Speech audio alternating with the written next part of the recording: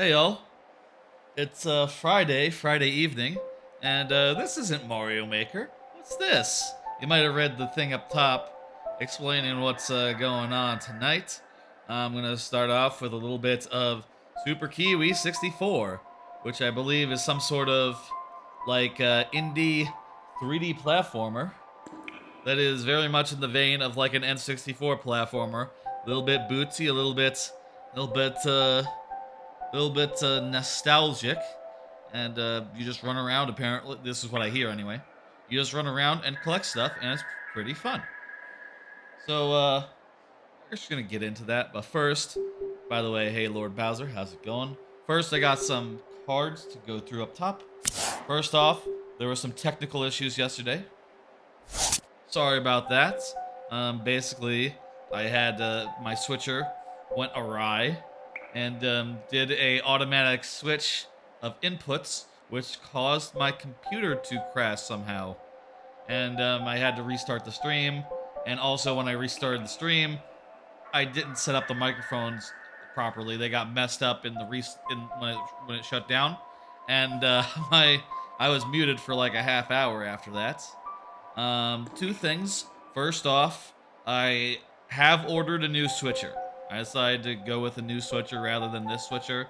Um, I did look and realized, like, oh shit, this switcher that I bought like in August has a return policy going up to like next July or something. Next June, next July. So I can return that fucker at any point. And, well, given that, I'm going to. And, I'm gonna buy one that doesn't have that automatic, or rather, you can turn off the automatic switching feature, so we won't have to deal with that ever again. The other thing is that I did decide to do some stuff for the VOD that goes up on YouTube. It's gonna go up on YouTube probably sometime tomorrow. The VOD of last night, I have recorded 30 minutes of me talking over myself while I was muted, and put that right smack dab in the middle of the recording, middle of the Twitch VOD stuff, which was a bit of fun. Yes, Lord Bowser is now pink. The name. Yeah, I saw that, and I was like, you were orange before, weren't you? Or like an orange yellow. That was the color before, right, Lord Bowser? It looks good. Looks good, the color. Anyway, lots Anyway, that uploaded VOD, I got it uploaded to Twitter, or sorry, to YouTube. It is in private. I'm gonna put it up, 24 hours after the end of the stream. So, that's the affiliates agreement basically. And yeah, that'll be that'll be going up. I hope people will check it out. And if you're wondering like what the fuck I was doing while I was all muted and silent, I'll try to shed some light on it, on that whole extended bit. It was kind of fun actually to just like record over myself playing a game, 30 minutes worth. It was kind of like interesting as a challenge to be able to do that, and I think it came out very well, I'd say. Though it took like 12 hours to export the video, the full video, so I don't want to make a habit of doing that. That is like kind of like a one-time thing, but hopefully, people will appreciate that being there. After the amount of stuff that's happened in that series, Uncharted 2 and Wario Land 4, Treasure Hunting Thursday, I really wanted the last VOD to be at least like complete and not without a big 30-minute hole in it where I say nothing. That was not good. Next, the unusual schedule for next week. Again, check it out. There's the next week's schedule. Doing a Sunday stream, a Monday stream, a Tuesday, and a Wednesday. Viewer levels on Monday and Wednesday. Normal time on Monday. A lunchtime on Wednesday. And some early streams in like the afternoon on Sunday and Tuesday. Those might be long streams as well, with a lot of different games, so look forward to that. Come on by and watch me play. Like on Sunday, it'll be some of my favorite games of the year. starting around like I'm thinking like 2 p.m. Thinking like doing a real early stream, and like getting in on that. Maybe doing an hour each game or something, and going like a while. On Tuesday, expect me to play High on Life, expect me to play Pentiment, and expect me to play a couple of other big Game Pass releases that have come up pretty soon. You know, I really want to dig into these games, especially if they have a chance of being like on my Game of the Year list. It's good to, you know, knock them out and actually see if they're good. And I'll be doing that live, and hopefully y'all will come and see. And then again, Wednesday will be the other um, viewer level stream of that week. No Thursday, no Friday stream because I will be traveling. That said, I did realize that I was originally going to drive down to San Antonio on like Thursday, and then I noticed that like um, Six Flags Six Flags Fiesta Texas is open on Friday, but only from like 5 p.m. to like 9 p.m. So it doesn't really make sense to have that be my full day. So I ended up going with I'm gonna go with the Saturday. I'm gonna go on Saturday to Fiesta Texas, which you know might be busy, but also I looked at the like crowd schedule, and it looks like it's gonna be busy for the rest of the year. Any day that this park is open, it's gonna be busy because it's you know the holidays, and that's just not a good time for you know it's a busy time. It's a busy time. The only time it wouldn't be busy if I were to drive down like right now. If I were to go tomorrow and like do the park on like Sunday this weekend, which I'm not gonna do. I got too many plans next week to just change the schedule that drastically, but I did think about it.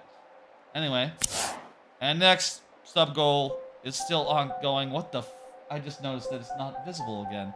Oh, right, I hit it because I was doing that other thing. Let me pull that up one second, folks.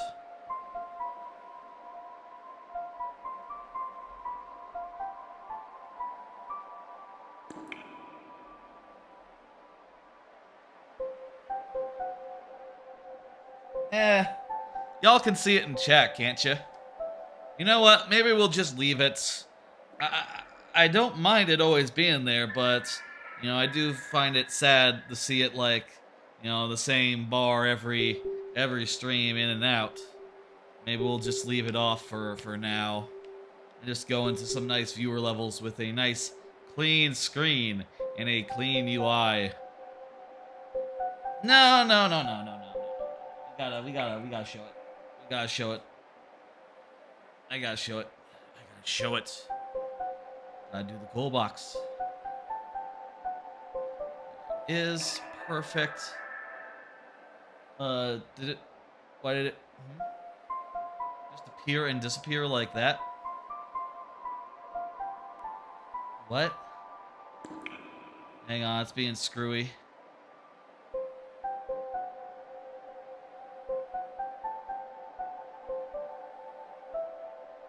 There it is. Sonic Adventure 2, Last Story, and then the Sonic 2 movie. That'll be what the sub goal is for. We previously did 3 of those, 3 subs worth, and then I had to bring the sub goal down because I was doing the charity stream. Thought it wouldn't be right to have it up during that, and you know, brought it back up, less the amount of subs that were hit, and it's ongoing. Anyway, let's get into Super Kiwi 64. See what's up with it. The queue is open for Mario Maker, so if anyone other than Lord Bowser wants to get their level in right now, it's a good time for it. Okay, here we go. Ooh. The camera's being very weird. Hang on one second. Okay. That's not right, but like not sensitive isn't right either. Let's adjust these options. Here's like no sensitivity. This doesn't feel good. Let's try a little bit more sensitive. Like maybe 2 ticks. I think that's maybe just a little too sensitive, actually. The up-down movement doesn't feel good of the camera. Let's go 1. That's a little bit better. All right. Oh, jeez. Wait. The right... Hang on. Y inverts, but... Well, I'll tell you. Hey, milkmen. I'm hitting up. I'm hitting down now and up. And that is inverted Y according to the game. I think most people would call that regular Y. Anyway, you can run around. You got a run button. You got a glide. Hold the button. You got like a little dash move.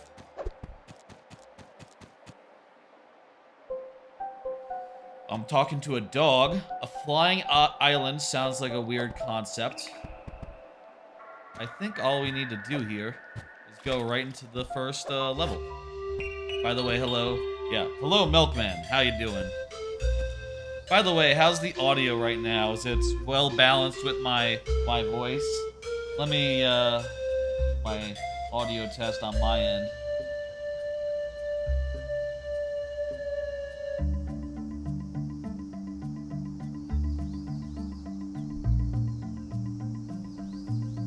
Good? Alright. How about just a little bit less? Like, around there, let's say. Alright. Camera controls could be a little tighter, but it's all good. Feels nice to run around. And we got a great big little... I'd say a great big. Game slightly louder than voice. How's it now? I'm gonna say the number 7, and once you hear 7, answer me. Fine now. Okay, good. You can say the number 7 and that like where you are if you're like on a delay. It got the music of this level seemed like it was a lot louder than the menu music, which makes it a little hard to calibrate, but I think we managed it. Let's fly around and grab things, which is what you want. The run kind of feels a little bit out of control, which is fun and makes it so that I don't think you're always wanting to use it. You know, sometimes you might want to slow down to get just a little bit more control, which is probably a smart design move. I love in Banjo-Kazooie just like always running around all the time, but write down codes. You mean like the things on the wall? Hang on, let me codes. You mean like that? Okay, let me grab a piece of paper. That seems like a good idea. Actually, you know what? I'll look into that later. I'll tell you, for this here stream, planning on doing like maybe an hour to a half hour's worth. I will get into like the mysteries of this game later. Right now, I'm just gonna play the game as I would, run around, grab some doodads. So you have like, I think, oh, one second, let me move myself. 1 second here.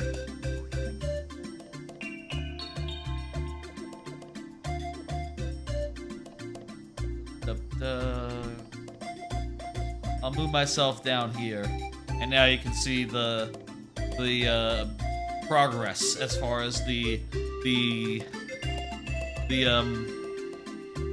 red dealies and the gear dealies. You can see what's up with those more clearly. Anyway, there's one more of the red dealies left in the level, so doing pretty well.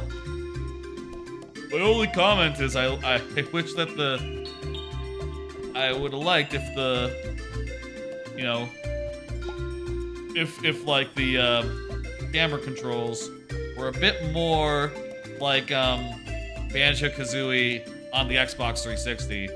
You know, There are already games that have like gotten the knack of like camera controls to me, and like still being like a nostalgic 64-bit platformer.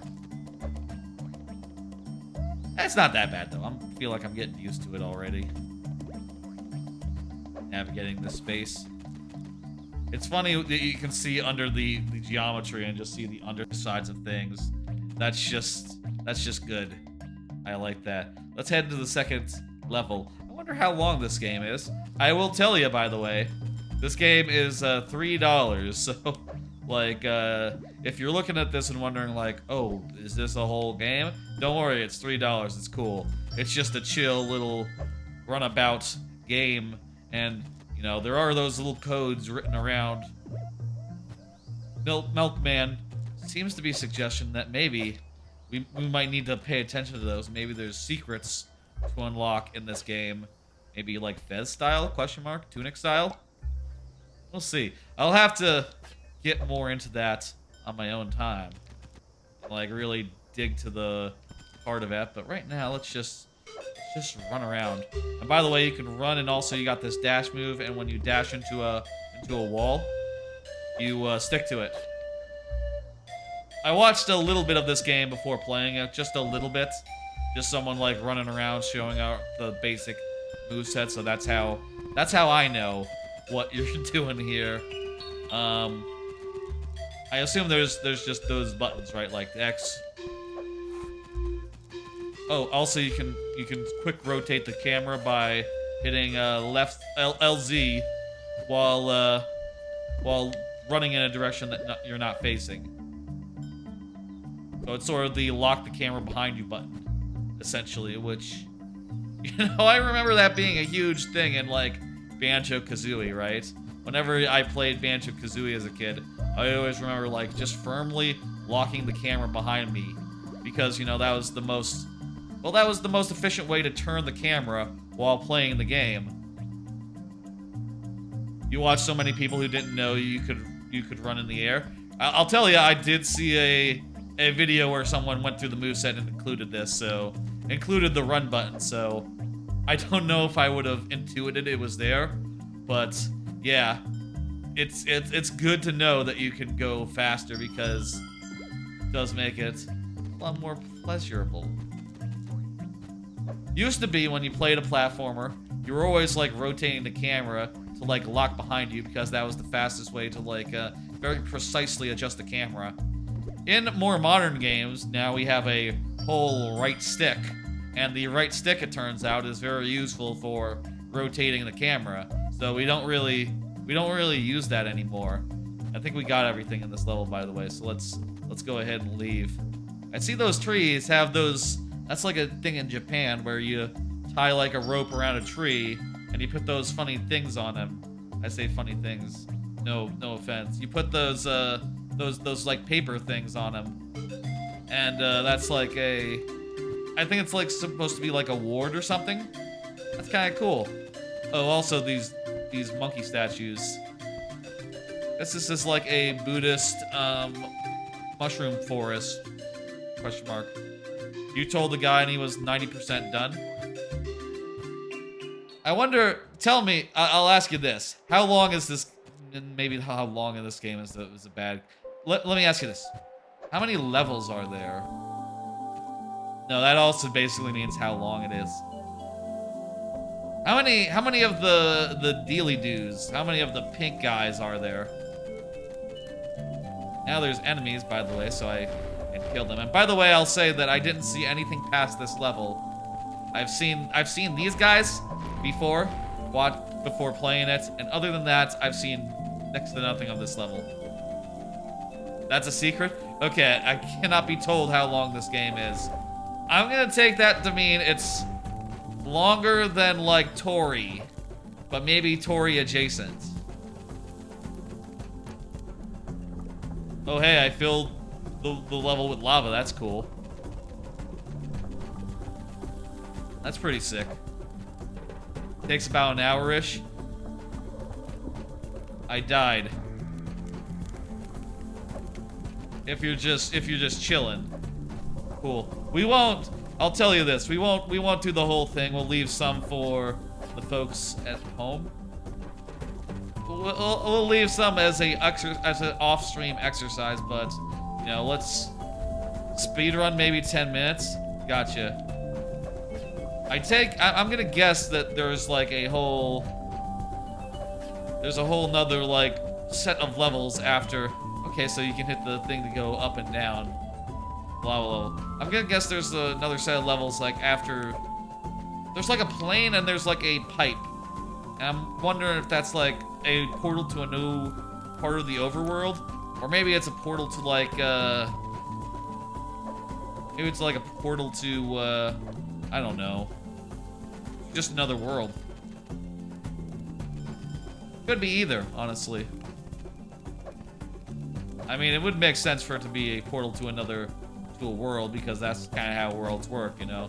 You get like a minimum amount of X collectible, you can go to a new world.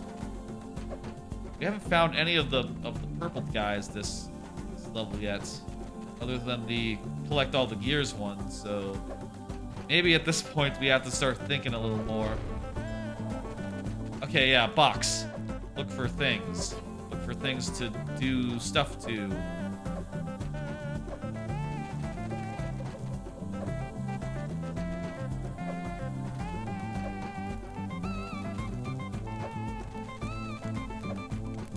Yeah, this really reminds me of like Toree, but you know, it's like Toree if Toree was like a full-on 3D platformer, you know, but with like the full world to explore and just like basic controls that work just well enough to be fun and good.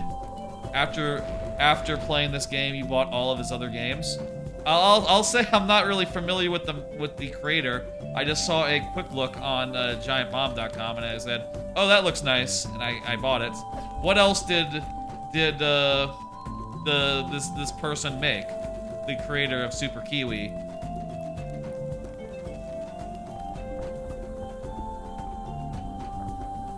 Oh, Toree is also by this guy.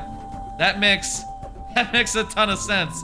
Come to think of it, that is okay. Yeah, I guess like Toree was like my direct comparison, and yeah, it's the same guy. I probably shouldn't be surprised, given how much like Toree vibes I was getting off it. I should have been like breaking these boxes, huh? I haven't played Beanie or Macbeth before though. Those are two games I don't know of. Wait a minute. There's a ring on top of the thing. See that? Ring.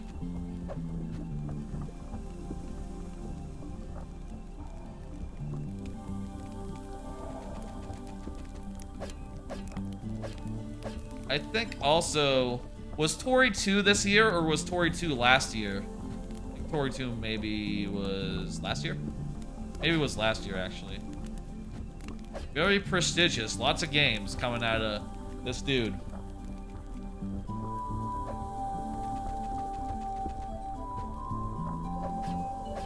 Only Benny and Kiwi this year.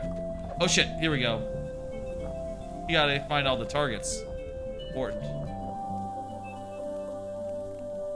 These like low poly games, like low poly, like vintage throwback type games, they have a lot of like charm to them and their simplicity, and just like how you can just jam them out, you know. I definitely also think like this 3D platformer thing working for me a bit more than like I'll say like of Toree. Were there games that were like Toree back in the day?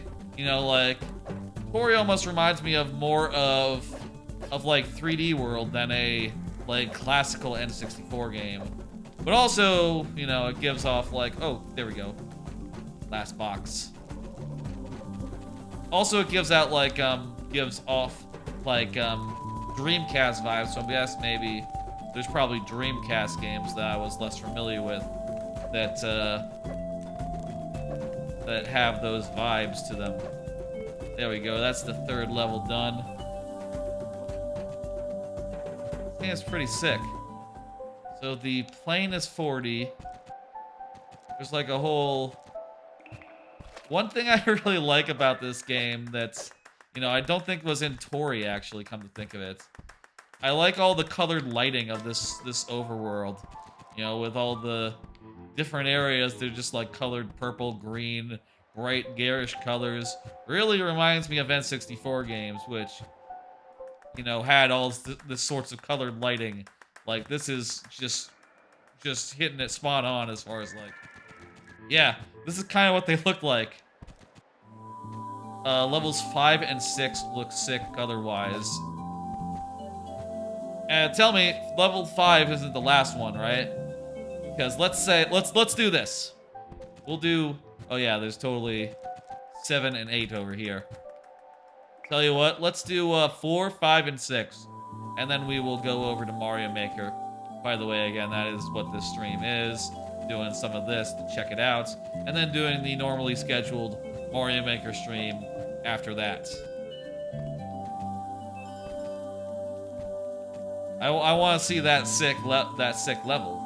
If it is, you know, as you say, sick. Colored lighting was like an exciting thing back then. Everyone was going wild on like, oh, we can light this place up green? Holy shit, let's do that. Oh, look at that. Donkey Kong is green now in the lighting of this level. Ooh, this is very fun to do, by the way. To like climb this tower. Even though the glide is really strong, there's still like strong... There's like strong paths up along which you're encouraged to platform, right? It's not like you're just gliding all the time. In fact, most of the time, more of the time, you're on the ground, you're running.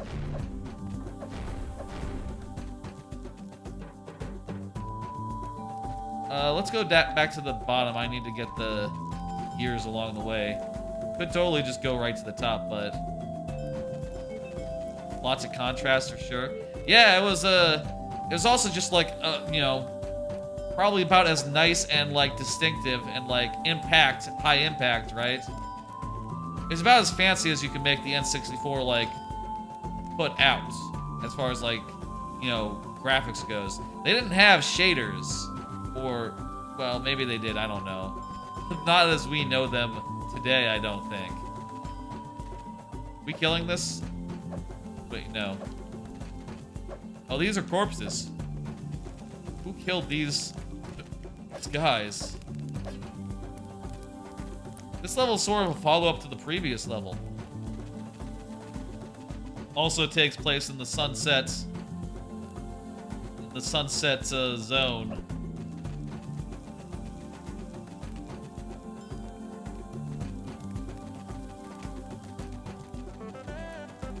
Four biomes, gotcha. Well, if it's 4 biomes, that means that I guess that the next levels will be like a single biome, and then the 7th and 8th level will be the last biome. Why don't we, before we go, we'll pop the head into biome 7 and just have a quick look around before popping out. Got everything in this level now, but I remember there being... Oh, you know what? The branching point was over here. We already got that. Okay, cool. This game is just the most pleasant $3 you can spend if you like a 3D platformer or two. You know what would be a good fit for these games? These would be an amazing Game Pass game if like these were ever on Game Pass. People, you know, would have them for free. And that'd be rad as hell. One thing I noticed is I'm getting 6 per, and I know that there must be at least 48 in the game. So by the end of these, I'll have like 32. By the end of these, I'll have, you know, 42. So I'll be able to do the plane level, whatever that is, and then one last level in there, the sewers. I guess this is all sewers. In that that chained off grate, which, by the way, I love These hexagonal grates. Am I doing the math bad? 6 gets me up to 6 here, goes to, wait, it is 6 per, right? 6 times, yeah, 6 times, 8 times 6.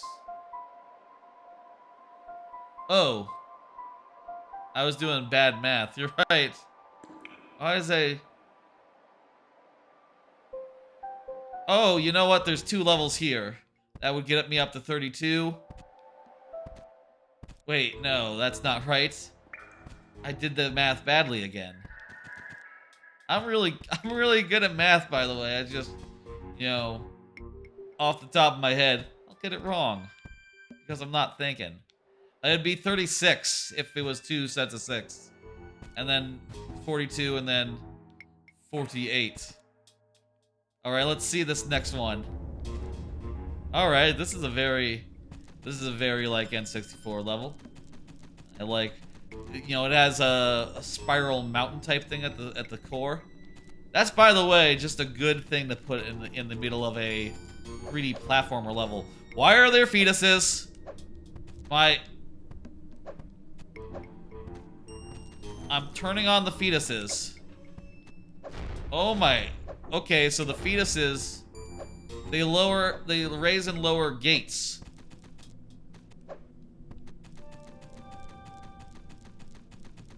All right.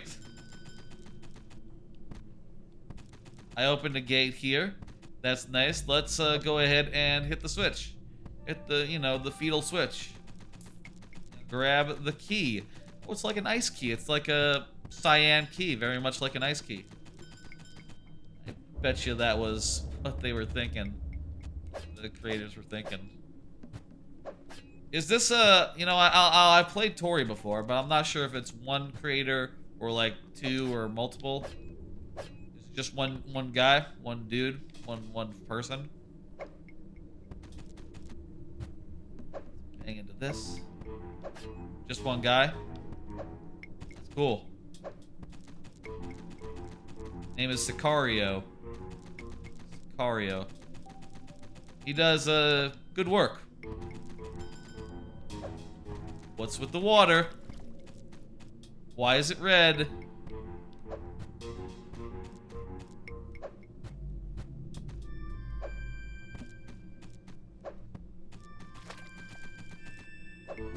Okay, so while you're in that water, I guess you can't, like, peg into walls.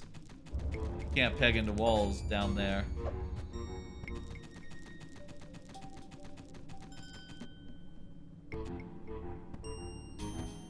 All of his games feel good. And, you know, the amount of content in them is really nice just for, like, a breezy afternoon's worth of, like, ooh, I'm running around, I'm jumping, I'm having a good time. That's all you need, really. Oh, can I, like, thing? Oh, that lowered the water level. The guy did. There we go. The fetus. The fetus raised and lowered the water level.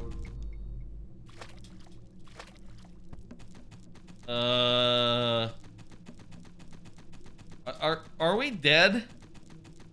Is this the underworld? I feel like this might be the underworld. We haven't gotten any of the pink doodads in this level yet. By the way, for those keeping track at home. Well, there's the first one. This is actually the darkest game ever made. Oh, jeez. Look at that. Oh my god. I like how just fucking sudden it is. Makes me think of like a Zelda dungeon. Just like, it reminds me of the Forest Temple, except it's instant and unnerving when it happens. Like, holy shit, everything's just upside down in like 2 seconds. Wait, is it more than just the room? Is like this room also upside down?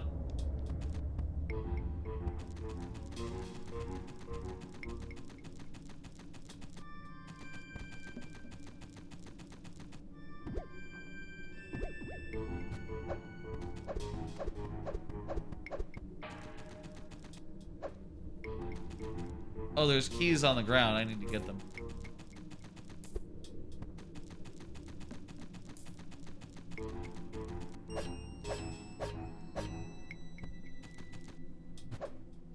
Alright, there we go. How do I know when I have enough key? Oh, maybe I should go into the water. There we go.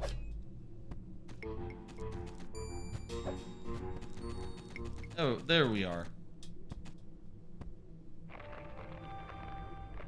Now, this is very much like Majora's Mask. The tower at the end of the second dungeon.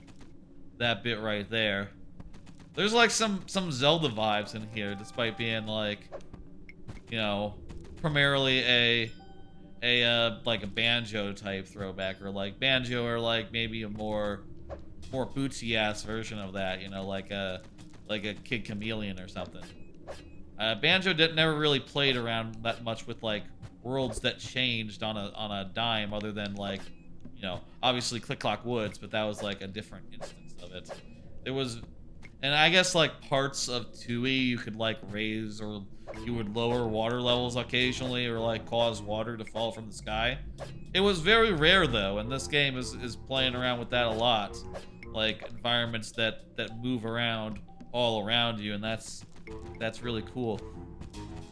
We've gotten all but one of the doodads, and you know what? It's the one that's was at the start, isn't it? It's gonna be all the way over here.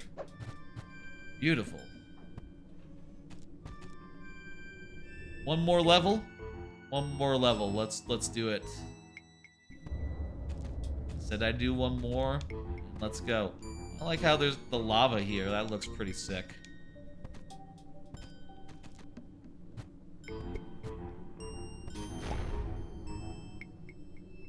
Okay, we opened a grave.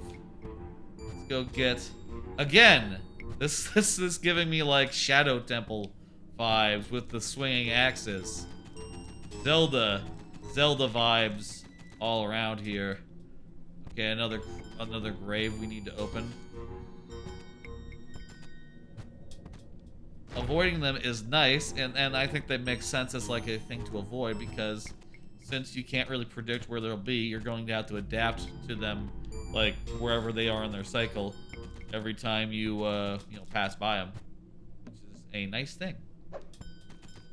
Nice that how that that works out so cleanly.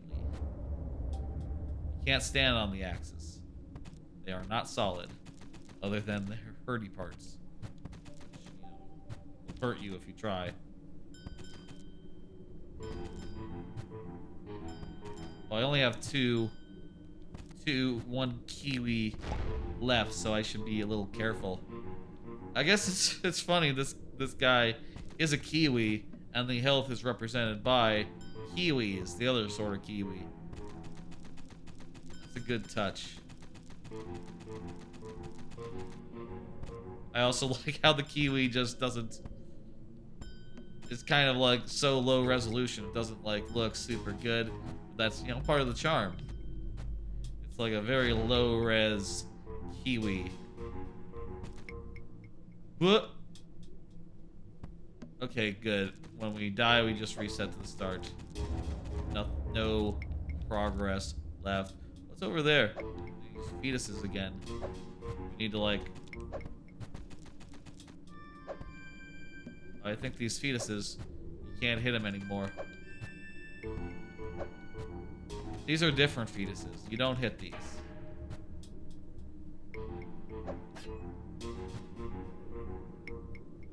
I like the escalation here. From like just, you know, happy-go-lucky, you know, mushroom forest with some wards on the trees to, well, here's a giant skeleton covered in fetuses, and, you know, some Zelda dungeon-ass traps just, to avoid you traverse. There we go, we got the thing. On the way down, we'll, look for that. Now, this is very sunshine, part right there. Hope y'all enjoy me just going like, oh yeah, this part is very that game. This part, very this game. As a throwback, you know, that's the sort of thing I guess you want. You know, you want a little bit of like, ooh, this is giving me exactly what I'm looking for. To be reminded of stuff that, you know, I'm into.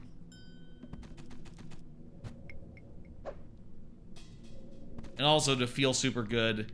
It'd be a really fun little hour's worth of content. If I'm doing the math right, there's 2 more levels. I'm pretty curious about what is behind that plane. If I talk to this guy. I tried painting faces on fruit once. They make lousy conversation partners though. He just seems like a guy. How many lines does he have?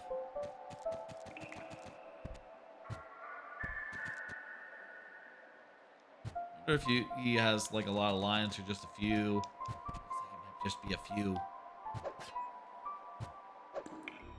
Anyway, let's poke the head in on World 7 just to have a look around, see what it is. Some sort of tropical island. Pirates of the Caribbean, Monkey Island type deal. Oh, this looks sick. I look forward to checking this out my own time. Ooh, there's treasure chests. You know, I love in Banjo-Kazooie like the feel of, you know, Treasure Trove Cove, but like a more piratey, like Monkey Island type vibe is also really nice. Of course, you know, that's always the thing, isn't it? There's multiple ways to do like a cool archetype, right? There's multiple islands that are cool, and there's multiple like ways to do any sort of world to make it cool and unique and like flavorful. And well, that's what this one is. Flavorful. Well, that's enough Kiwi. Super Kiwi 64. Check it out. We are now gonna go over to Mario Maker 2. Let me pull that up. Time for Mario Maker 2. The queue has been open. Y'all, well, you've gotten a level in from Lord Bowser, so he will be up first. And more people, I'm sure, will come in once I switch the game over to Mario Maker in a minute. Let me also move myself back into my usual corner. 1 second here. There I am. Fun watching. I'm out. Thank you for stopping by, Milkman. Happy to see you. Happy to meet you. You know, I will always say, y'all should leave a follow and, you know, come back anytime. Mostly Mario Maker's my main thing, but I also do, you know, I also will check out some games I'm playing. I'll check out like new games on occasion. I'll thank you for the follow, Milkman. I'll do all sorts of things that are fun and good, like full playthroughs, new games, randomizers. Really love Mario randomizers. Haven't played any. I'm typing in Mario into the thing. Mario Maker 2, there we go. Let me change the stream title. Viewer levels. Let's go. There we go. Hey, it's viewer levels. Let's go. Oh. It's Mario Maker viewer levels, folks. I haven't made any progress since Monday's stream, in which I did like a little bit of like tooling around, looking at other examples of like hybrid water stages, because I've never made a stage just like. Also, it's been a while since I played Mario Maker. I see a bunch of people have been playing my levels, including and dropping lots of likes, and I appreciate all of that. 3. I like seeing that many 3s. That when you have enough people play a level, it groups them up and is like, oh, this many people played the level, and this many people liked it. I appreciate these people playing all the levels and leaving all the likes. That's fantastic. Oh, and let me do the thing real fast. Let me think for a second. Yeah, I got my maker code up in the lower left hand corner of the stream at all times if you want to check out my levels and play them. They're quite good. Mostly traditional, very fun. Let's see, any comments? Nope, just a ton of likes. Lots of courses are being played. I've never seen that. That's... How is it that I've been playing this game for 2 years? I've never seen the message, lots of courses are being played. It just gave up. It just gave up. Yeah, a lot of people are playing your courses, man. I don't know what to tell you. We're not quite at 15,000, but, you know, hey, getting there. So, like, the next level is going to be a hybrid water level, sort of in this vein. You know, this is one of the pre-made levels, by the way, if you don't know the game, if you don't know it. I should probably look at this level to figure out, like, this pre-made level as an example of, like, the kind of level I want to make, because I've never made a level like this. And part of the challenge is, like, figuring out, like, what works, what doesn't for such a level. Anyway, let's get into those levels. No big preamble this time. I really need to find the time to do some making. At some point. I've been busy with like streams, game of the year stuff, other games, all sorts of things have been like getting in the way of me sitting down, like jamming out some work on my next level. But you know, I'll say I got a busy week next week, but also I got all the time off in the world, so maybe I'll actually do some work on my next level at some point here in these next couple of weeks. You know, I got the whole rest of the year off. I took off until 2020. What's the next year? 23. I got off until then. I'm feeling pretty good about that. Gonna be a bunch of streams. Gonna do some traveling. It's gonna be a whole time. I hope y'all will, you know, watch along and hang out and shit. Shall we get into the levels? Oh, I didn't clear the queue last time. Don't worry about that. I did play Colombat's level last time. Don't y'all worry. This time, first up is Lord Bowser. Lord Bowser, you know, just said Maker time as I switched to Maker. Mario Maker, specifically. So, Lord Bowser is here. Let's go ahead and punch in the code. And, you know, play the level. For those who don't know, for those who it is first time, let me explain how this works. If you're here when your level comes up, I will give it the full time of day, refreshing at checkpoints. This level is for a contest you just entered. Interesting. Oh, I will give you a... I mangled my spiel. Hang on. I will give you the full time of day, which outside of the lightning round means 15 minutes plus 5 last tries, if that's not enough. If you are not here, I still play the level, but do so in very nearly but not quite sudden death, where I only have 2 tries to beat the level, refreshing at checkpoints. Lord Bowser knows this very well, so, you know, I'm just preaching to the choir here, I know. Well, I guess I am the choir. I'm preaching to the regulars at the church, I suppose. At the church of this Twitch channel. This Twitch channel isn't a church. Don't worry about that. I'm gonna grab a drink of water. I'm thirsty.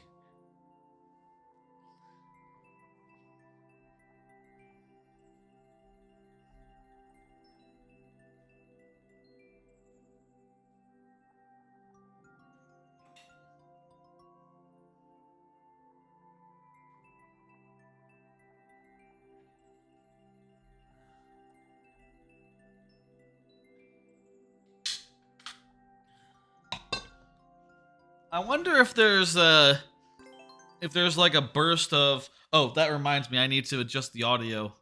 The audio is very low for the last game.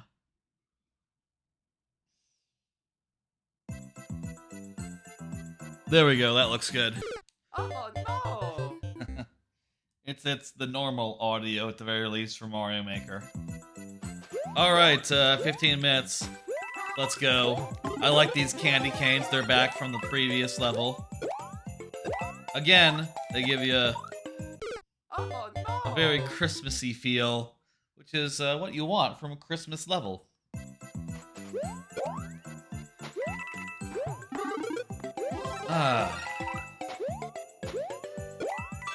Hope everyone had a good week.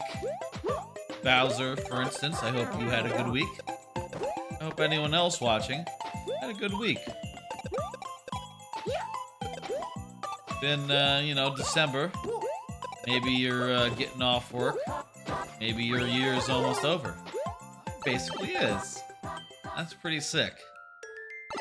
December, I think, at least for me, is hard to argue against as, like, the best month of the year. Insofar as, like, yeah, I take off a lot of time off in December. And, there's nothing better than a month in which you do not do any work. Like, that is just the sickest shit. Also, look at that. Look at that. That's a cool thing, just sliding under that shit. Little hidden area with some coins. That's very Mario. Your week was good. You played Wave 3 of Mario Kart. Well, I have a card later that'll ask you if you did, so you can tell me about it. You can respond to that when that comes up. Like all these hidden areas that require like special things like the star. That's pretty well done. Checkpoint.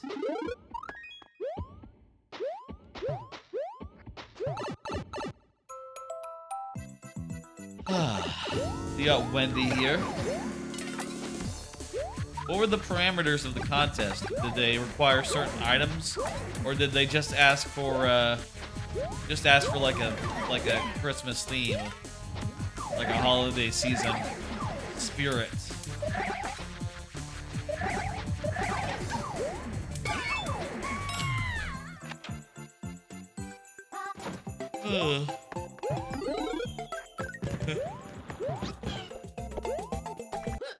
Thanks, GG. You're welcome, Lord Bowser. Hope you appreciated. You liked seeing your level. That was a very Christmassy level.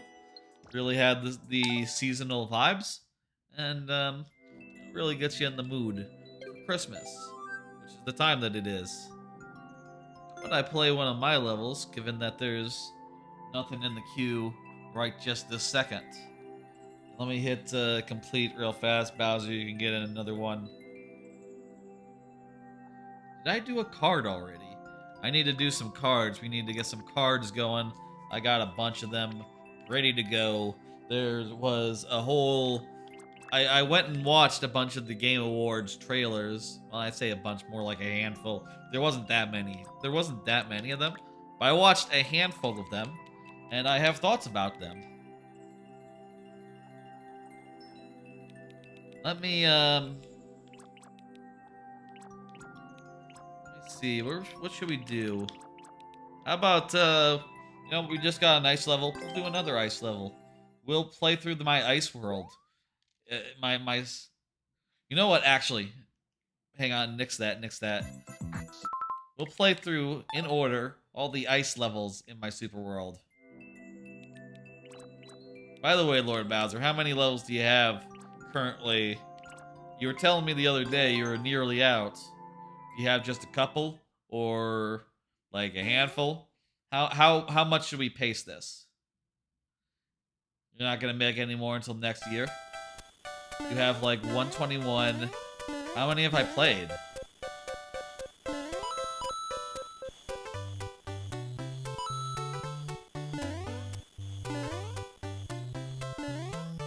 So this is Frosted Forest, by the way, of my levels. The first ice level in my super world. Kind of a nice, like, frozen forest. It's a frosted forest, in fact. And I've made a nice frosted forest out of the, like, snow archetype. Super Mario Bros. 3. This is in the forest world, so you know, the rest of the forest is not frozen, but this level is. Also in this level, I wanted to make a level where you climb horizontally. It turned out real nice. Let me do a card and talk about what's on that, because, you know, probably people may have seen this level. Honestly, it does speak for itself as well. Did y'all hear about Hades 2? Hades 2, probably like the most exciting announcements out of that whole event. It's a sequel to Hades, which is probably still like in the running for like, oh, what's the best game of this here decade so far. Like, it's definitely nothing from last year. It could be like, honestly, it could be like one of the games from this year, but Tunic, or like Tunic, but like Hades is like, that's just the top tier motherfucking game. Like, no way you slice it, that's just the best. And I watched the trailer after the stream yesterday, and thought it looked really nice. Looks like they're sort of expanding on like some of the systems and making it so that you cast like spells or something now. Sounds like there's some sort of mana system and all. That sounds cool to me. A little bit more fancy, like a little bit more fancy Hades, and a little bit more involved. The one thing I'm not sure about so far is that they did announce that it would be a early access game, which, you know, the first Hades was at all, but I do think I really benefited from waiting until all of Hades was done, and I could just, like, tear into it, and it didn't end. I got into Rogue Legacy 2 early, and ended up dropping off that pretty hard, and when it came out for real, I just couldn't get into it, as I just really couldn't get all the way in on it. So I'm wondering if Hades 2 might be something like similar, where maybe I'd rather wait until it's all done. Maybe I'd rather just wait until it's all done. Let's play through more of this. I'll talk about more Game Awards. And we'll get to Bowser's after I play all the snow levels, ice levels of my Super World, and I'll pull out more cards as well. Earth Sword, next game of the bunch. By the way, this level is a level where like these guys will break holes in the floor, and that will open spikes, which I thought was cool. Earth Sword. It is a new game from the guys who made Celeste. The team that made Celeste, which was a fucking fantastic game. I had a look at the trailer. Looks pretty cool. Kind of reminds me of like... It kind of reminds me, Earth Sword does, of like, what if the people who made Celeste, what if they made a, like an Ori type game? That's what the vibes I'm getting, like, looking at the trailer, like, oh, it's sort of open-worldy, you're sort of running around doing stuff, kind of Ori to me. By the way, pro tip, check this out, you can just jump, you can just jump over that gap without turning off the on-offs. It's kind of a shortcut to the pipe. I like in levels like this, putting in shortcuts where applicable, making it so that there's one path you can do that's obvious, and another that's less obvious. Here, by the way, you get to the point where you start having some P blocks, and when you do a P block, suddenly a path appears where there's not one previously. And, you know,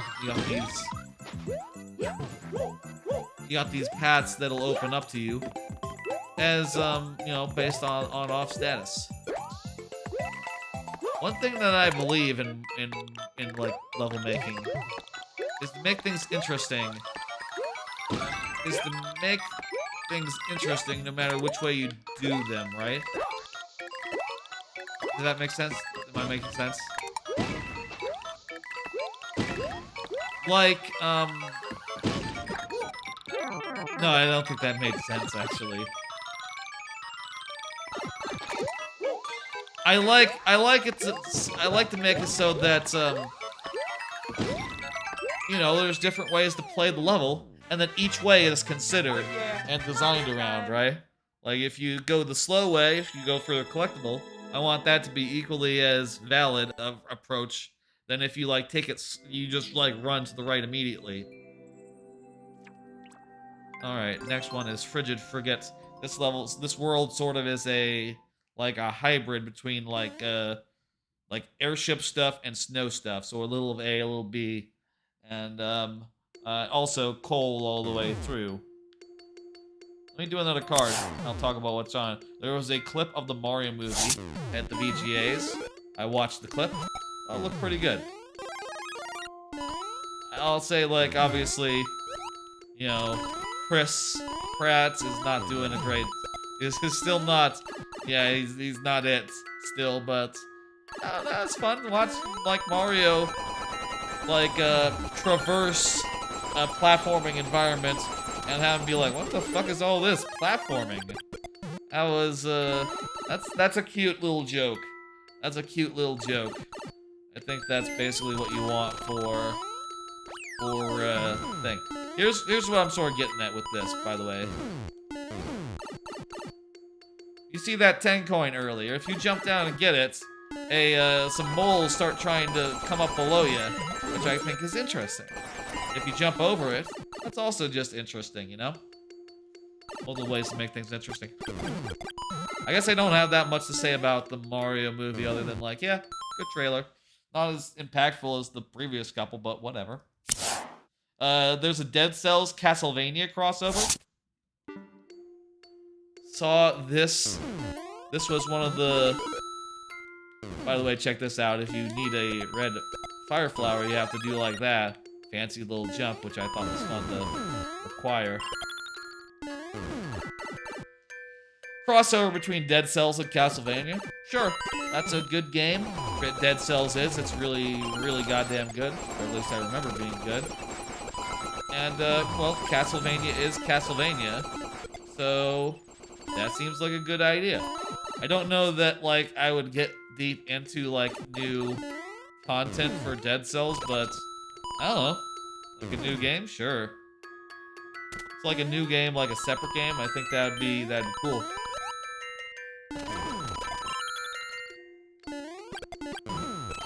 Here, it's a little bit of survival. You just have to wait a bit.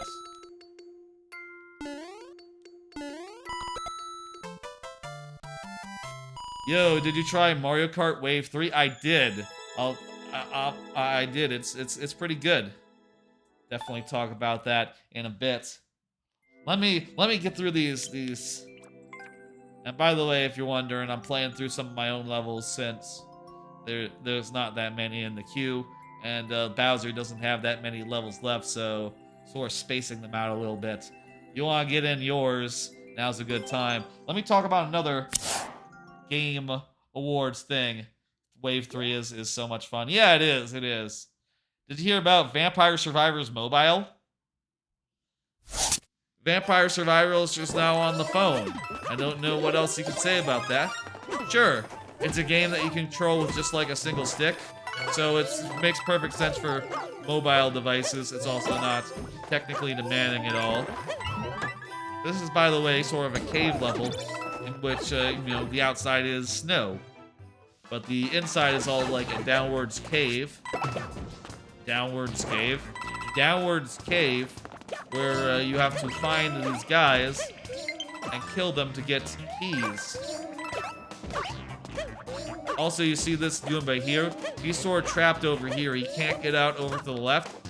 So after you jump over him going to the right, he'll be able to, like, walk over here and climb up into this direction, and that allows him to be a threat on the way back, but not the way forward, which I think is a good way to set that up. Hey, player Friedel. Thank you for the level code. We'll be getting to it in some time.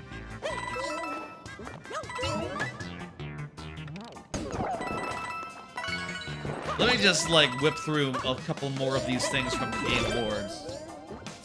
Did you see Star Wars Jedi 2? Talked about that on yesterday's stream. Someone told me about that one. I had a look at the trailer. It's alright. The only thing that I really picked up on watching the trailer was that, oh, they added They had like the lightsaber attachment from episode 7. You know, the cross lightsaber, the crossbars, and you know, sure, why not? That sounds fine. Don't really have a strong opinion on that, other than like, yeah, that game's probably gonna be really good. I don't see anything that doesn't look like it's just a, you know, a fairly routine sequel to that game. But, you know, a fairly routine sequel to that game would be pretty good, I think.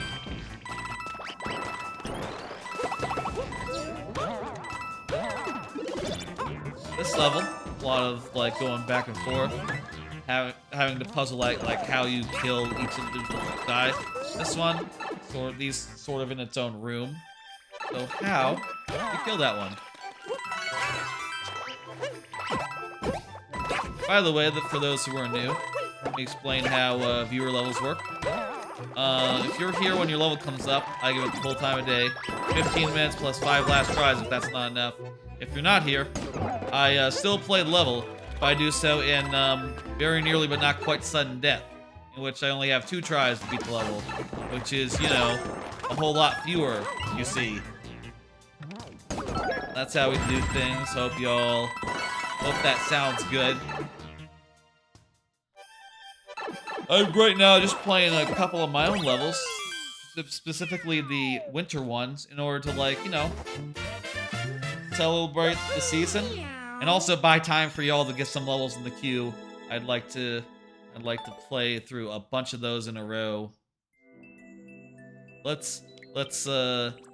do the last level here of Pirates Peak 4. There's actually just a couple here left. Let's get through the VGA things that I have to talk about. Did you hear about Viewfinder? Saw that game? It was in the trailer thread that I saw.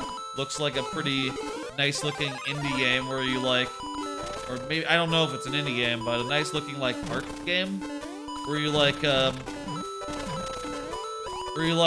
take pictures of things and then move them around the environment to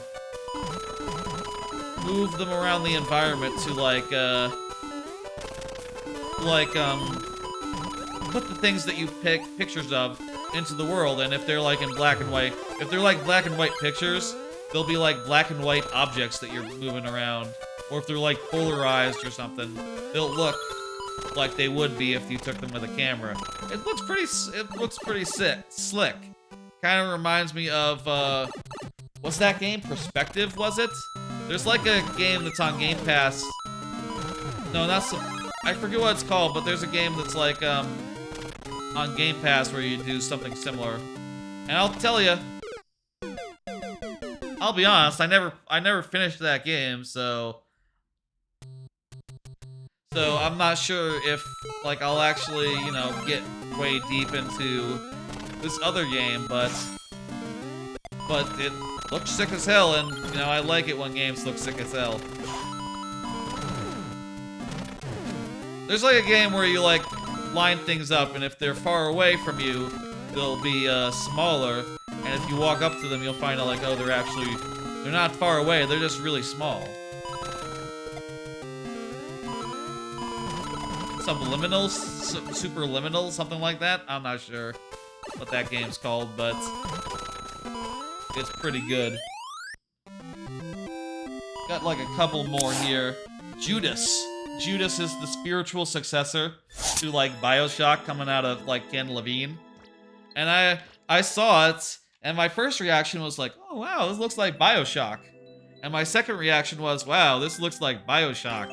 And I don't mean that in the way of like, I like BioShock, right?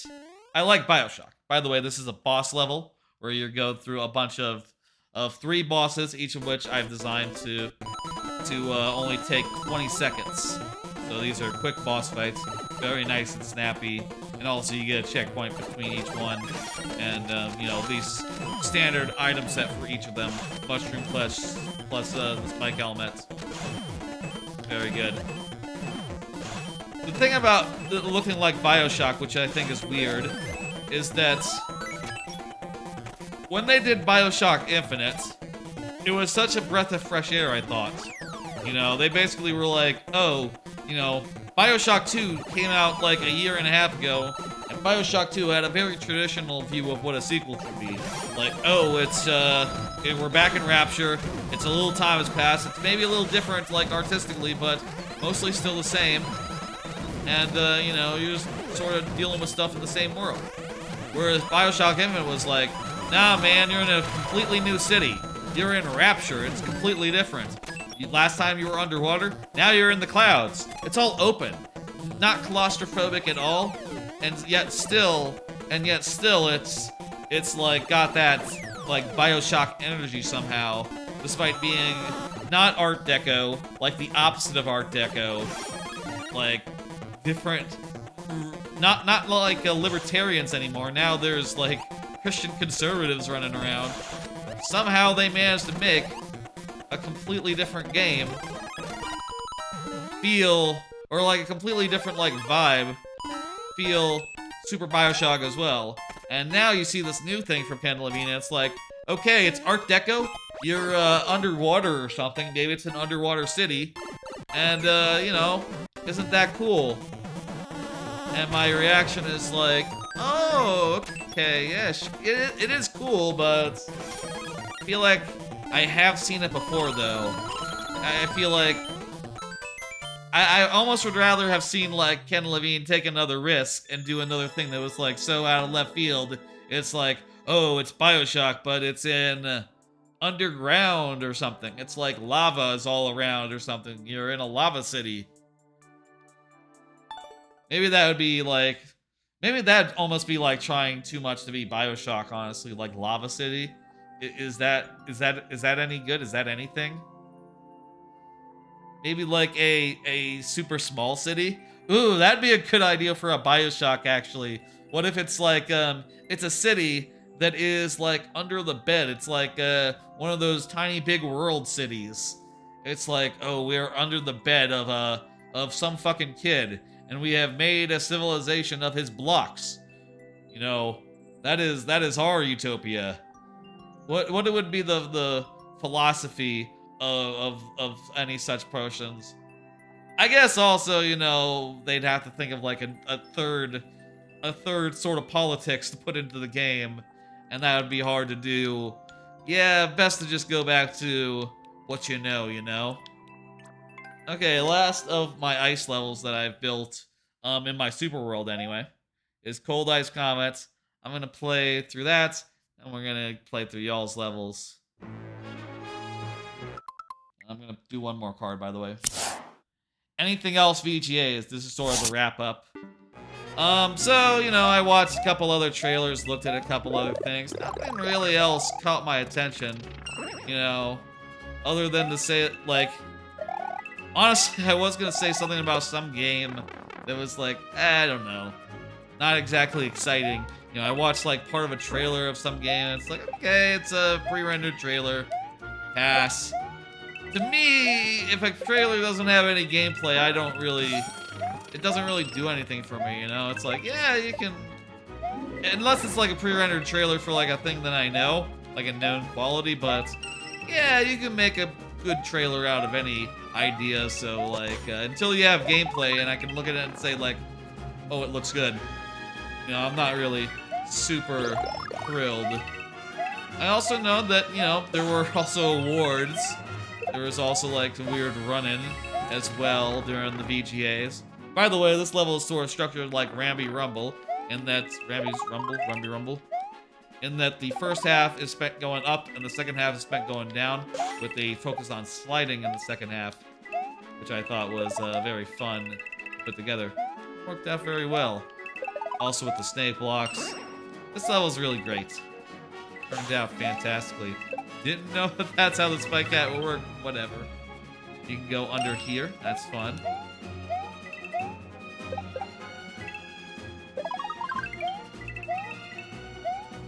Huh? Hell yeah. That's a good-ass level. Good-ass level right there. I didn't look at the awards. I know that, or like the award winners, because honestly, you know, I don't really respect the awards as like a definitive GOTY awards. I respect personal lists and like site top 10s a lot more than like the game awards as a whole. I just think they have a tendency to put together bad lists of nominees, and the winner is often not the best one, which is, not what you want in a Game of the Year thing.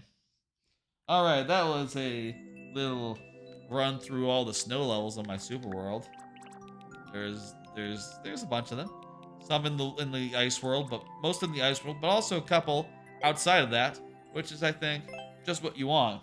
You want things to be. You want a little more than just the ice world, I think.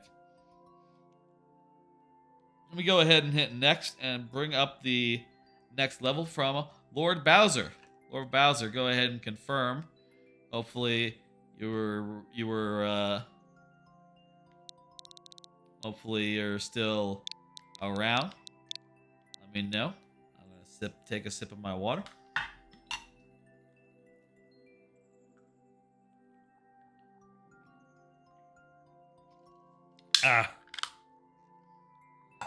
Anyone else, by the way, now is a fantastic time.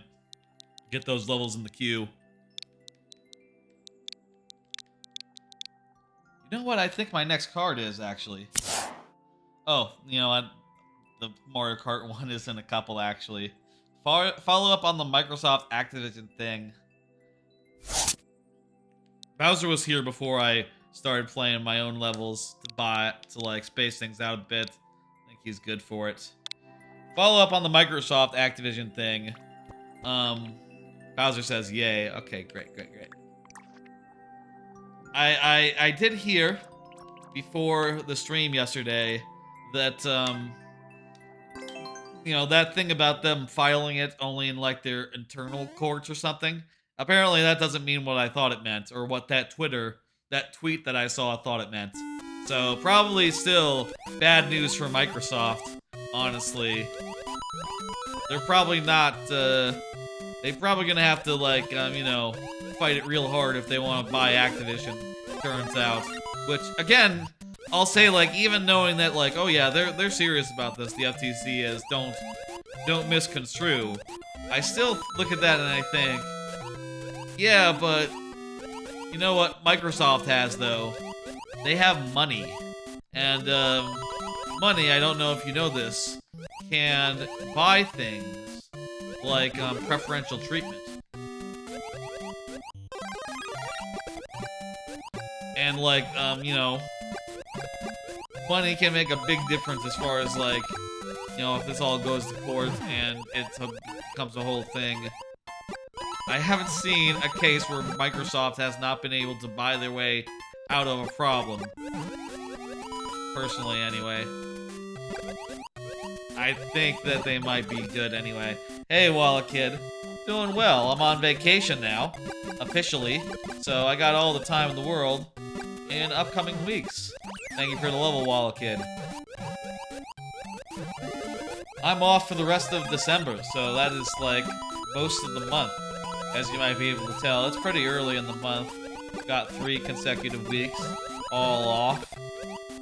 Feel pretty good about that. Gonna travel a little bit, gonna do a lot of streams, gonna do, Christmas, New Year's, all that business. Should be fun. I mean, I'm gonna do family stuff at Christmas, and I'm gonna do, well, I don't have any New Year's plans. Maybe we'll do a stream on New Year's, why not? We can do a countdown or something. A countdown to New Year's. I don't know. Food for thought. LTG. Looking to gill. That means. That's not what that means, I'm sure. Thank you for the level, Lord Bowser. Hope you liked to see it. Let me go ahead and hit I like it. Oh, let's talk games. That's what that means. Let's go ahead and hit complete. It was a maker code, so it doesn't make a difference. All right, next up is player Fridel, who says here, fantastic. Oh, not Fridel, Freddy. Friday. Or Friday? Friday? I think that would be Friday. Friday. Friday. That's how I'm gonna say it. I could just say player. Let me do another card. Here's what we were talking about earlier. Have y'all raced on the new Mario Kart tracks? You can call me Friday. Gotcha. New Mario Kart tracks, really fucking good, aren't they? I raced on them myself a couple days ago, and they're quite fun to race along. They're quite fun. They're well put together. I thought that the things they'd done to like to the Peach Gardens was really cool. They made it like a, you know how the tour tracks, they sort of change on the subsequent routes. They did that a little bit for Peach's Gardens. It now has the final laps will turn around on you, and you drive through the course backwards. It's pretty sick.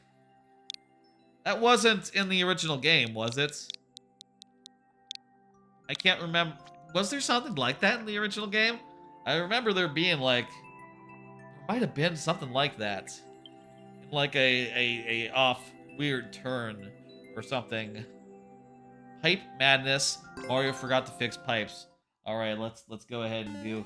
I gotta put up the 15 minutes. Let's do it. Oh jeez.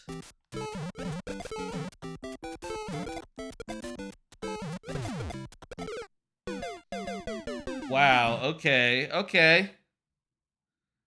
Can you like run and? No. Okay. Full speed does not do you any good there.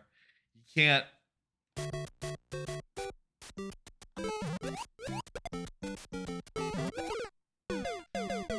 Wow, okay, one idea I have. Okay, I have one idea.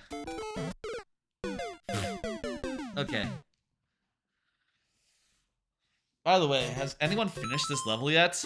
No, okay, no one else has played it. One idea I have is that the more bombs that have been released, more guys are gonna pile into those like bomb holes, and eventually the game can't spawn any more bombs. So if I stall long enough, the flow of bombs should slow enough that I can pop on through. But I gotta handle these crowds a little better than I'm doing. They're really great courses. Peach Gardens, really good. I think like that, to me, is the highlight. To be fair, though, I did play a bunch of these back when they hit Tour. I used to play a lot of Tour, so I remember a bunch of them from Tour. But the ones that weren't in Tour when the last time I played Tour, like Peach Gardens, like those ones, really impressive. Look at that. Our strategy fucking worked like a charm, didn't it?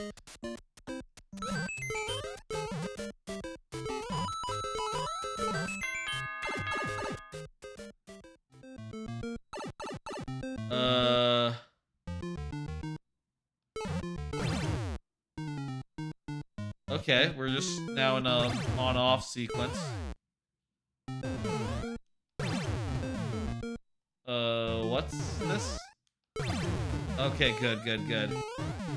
We're making good progress here. Wait, something's not right here.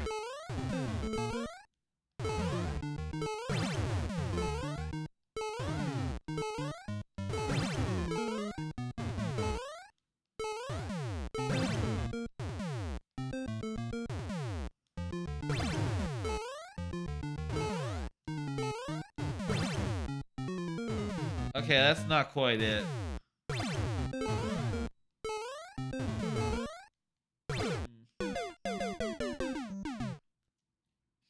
We figured out how to get past the first bits. Second bit though, a bit challenging.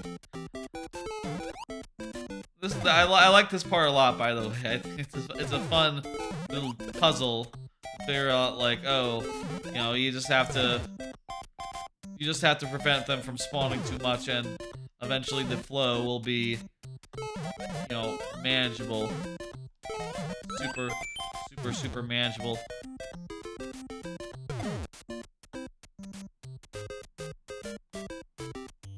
sure there's nothing in these two. Alright, I think we're good.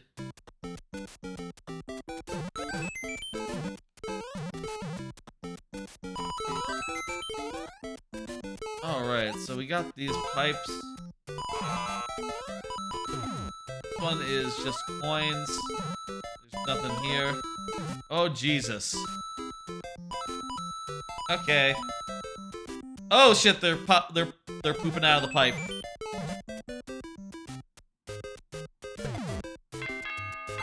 Okay, go into it.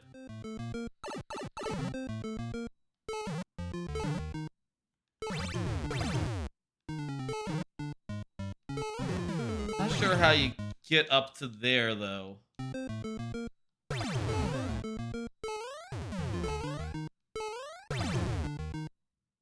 Was there a starting point?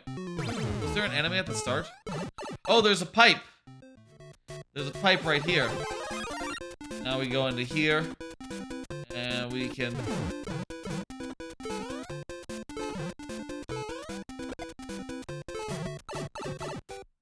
Good pipe?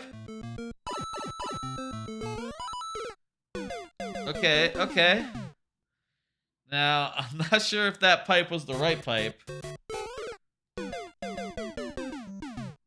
You just have to time it. Let's do another card. This one says, did you know that millions were stolen from McDonald's Monopoly?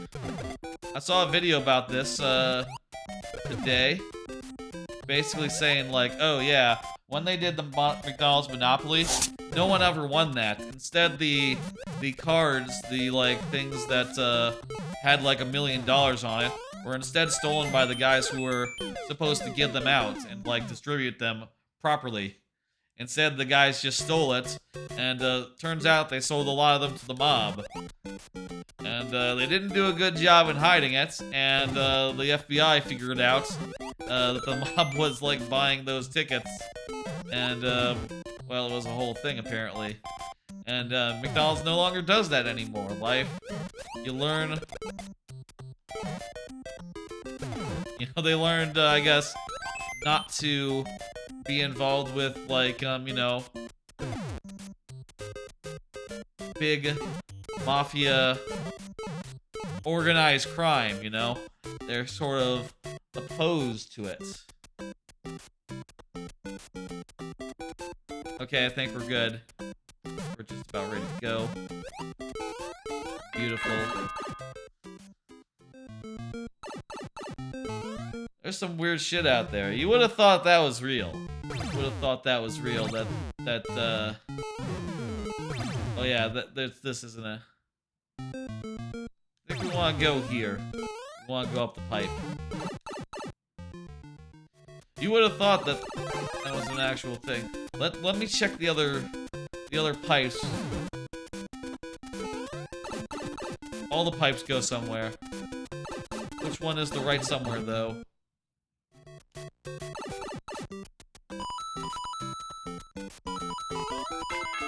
Okay, it's not the first one.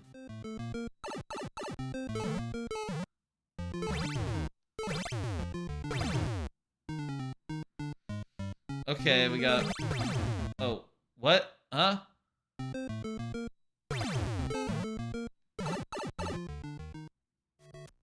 We can't go through twice. We can only go through that once. Okay. Hang back and wait.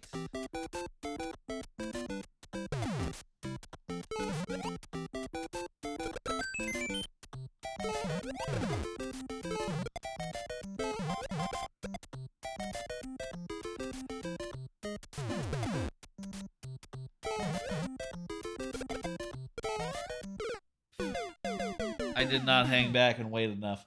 How about another card? I honestly don't have that many of them today, but let's just bug through them. Did you hear about Mario custom item sets? That I feel like is a particular thing about the Mario Kart update that is worth talking about. We're saying that they add like the custom item move sets. I think that those settings are really cool. Hey, Toad8, how you doing? Thank you for the level.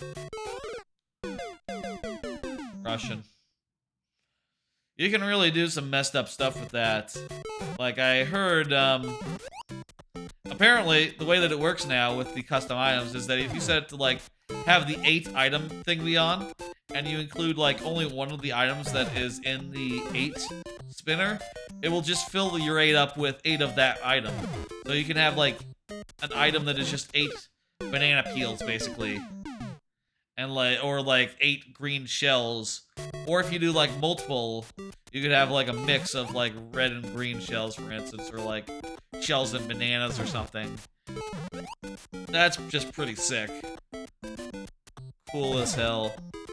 I think by default, if you don't have any of the items, it becomes mushrooms. But, you know, don't quote me on that. That was not the move. That was not the move. Okay, it's now... There's like... Come on, guys. Are those guys stuck on each other? What's going on there? How long are they gonna stay in place? It almost looks like they're generating bombs, though I know that can't be it. It looks like they're stuck in each other. There we go. Okay. It could be that, like... none of these, pipes actually lead somewhere you want to go. Who knows, right? Okay, first pipe's a bust. What about the second pipe?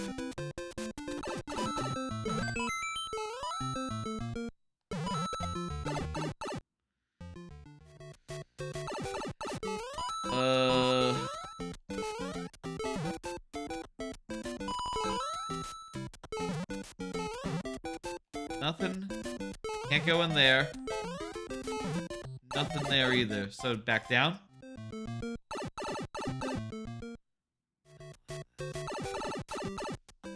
Okay, can I...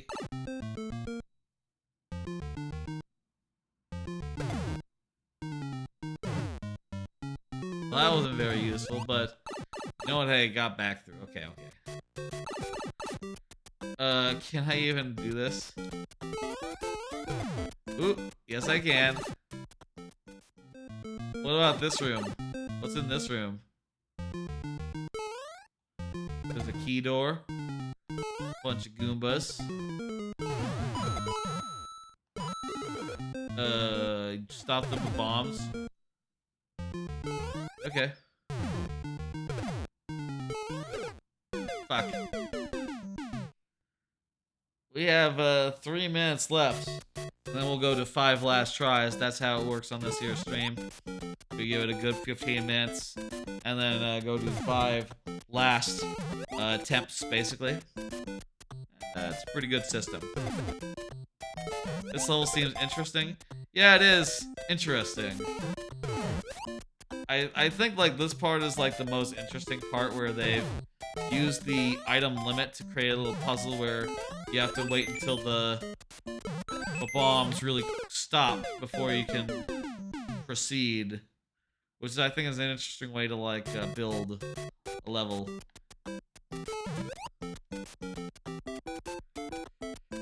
Oh, I would like a checkpoint or something after you work out how to do it and you survive for long enough. I feel like once you prove you can do it, you really have to do it like 12 times.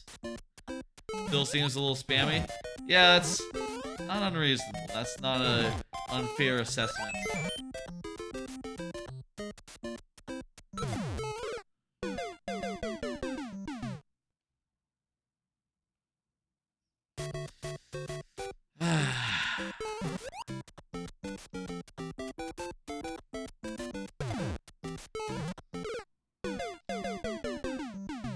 Nice emoji.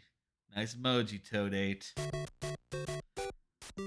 If y'all want to get in more levels, be my guest. By the way, if you're wondering when the lightning round will be, let's say 8 o'clock. No, let's say Let's say 7:45. Let's say 7:45. Yeah. Usually it starts a little earlier than that, but I did play a bunch of my own levels for a bit. And I also played a bit of you know, Toree, a bit of Super Kiwi 64 from the makers of Kiwi of Toree. Not your type of level of all, but sure someone gets a kick out of this. Yeah, you know, it's basically a puzzle level like this, or you know, even a troll level, kind of like a puzzle level. Say that. Okay, that's nothing here. Okay, I guess like this one is just it then.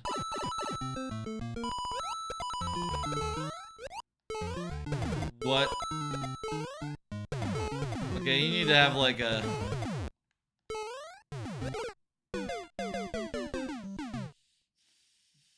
You need to have like a, It's a puzzle level, but you guess like 24/7. Yeah. I'll say like a troll level is a bit like a puzzle level, but it kills you and makes a joke out of it. Instead of like being... Instead of like... I say instead of... Instead of doing like most puzzle levels do, which is not that. Timer's up, so when I die, we'll go over to... We'll start the last tries, basically. Okay.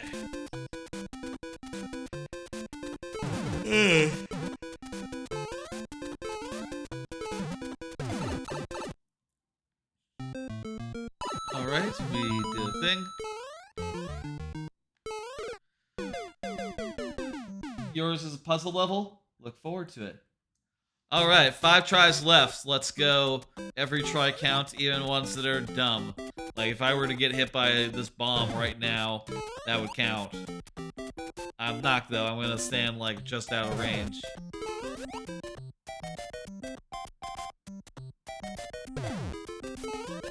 I think we're good. I think we're ready to just run and gun. Not quite, not quite. That's too many guys. Alright, there we go. First try.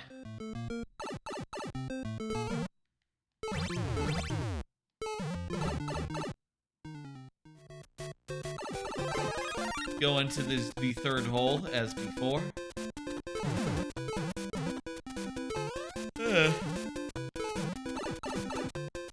Ooh. I think I want to kill these guys, but I can't do that if I run into them. If I just jump into them and then, you know, die.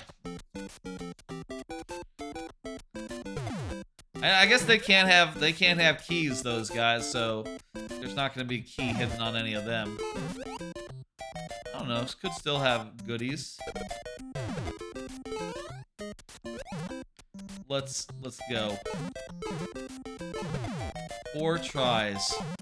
Oh, Jesus.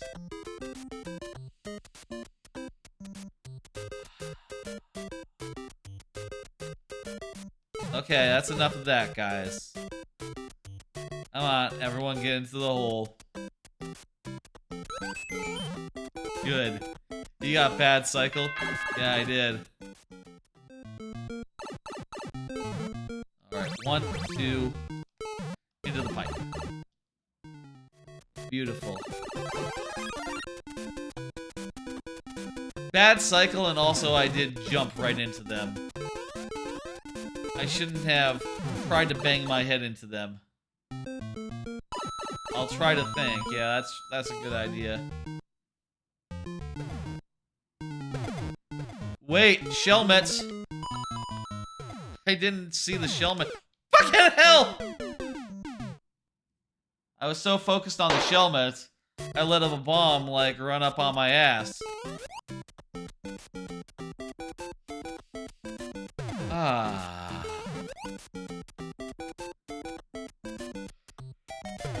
Okay. Okay. You didn't see the bomb either?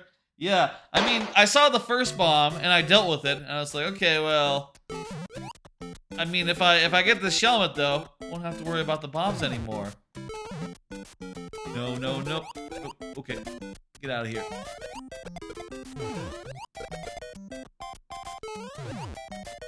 Okay, we got it.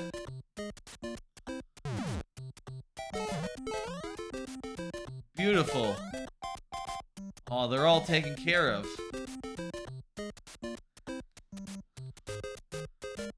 Okay.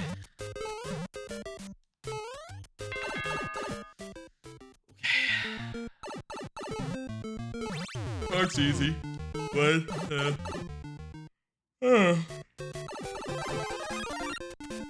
we got, what, 2 tries? We can do it. I mean, I don't know how much more of this level is left after what we've seen, but we can do it. There could be the ending right after this door. You know what we have to do do that? We have to put this on screen. Look at that, we got a Shelmet. We lost a Shelmet. Or where that came from.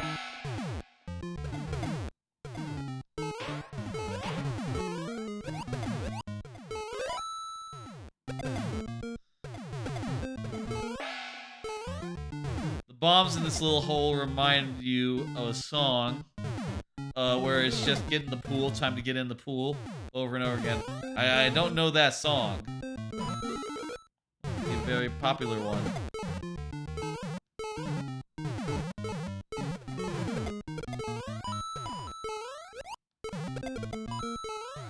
This entry pipe? No, you can't enter. Key! I found a key! Wonderful. Okay. Well, there's a P block.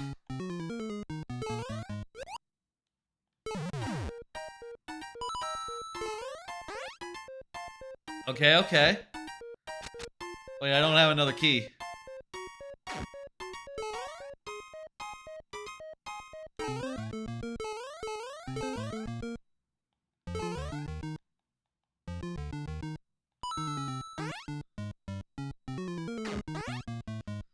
Okay.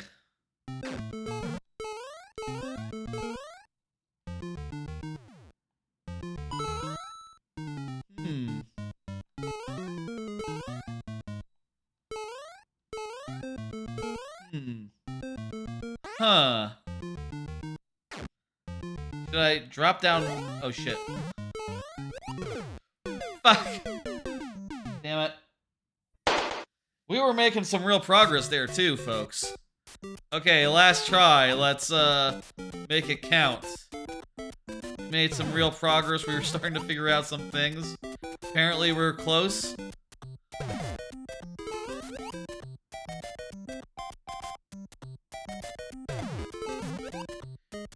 We didn't have one of the keys. I think that's like the core problem. We were like short a key.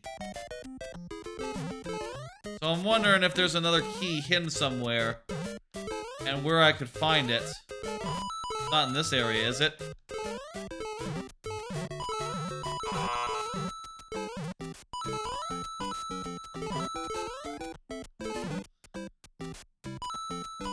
You've never seen this level before?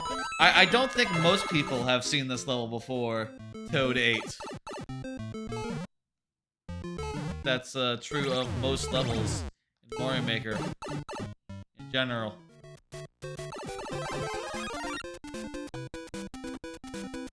Right down here. We went into those holes before and they were bad holes.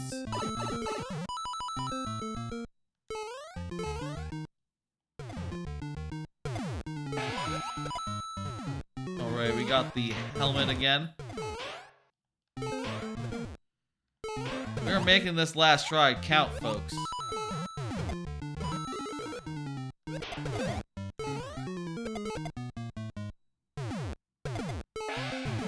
Beautiful. Go over here. Get a thing for the key.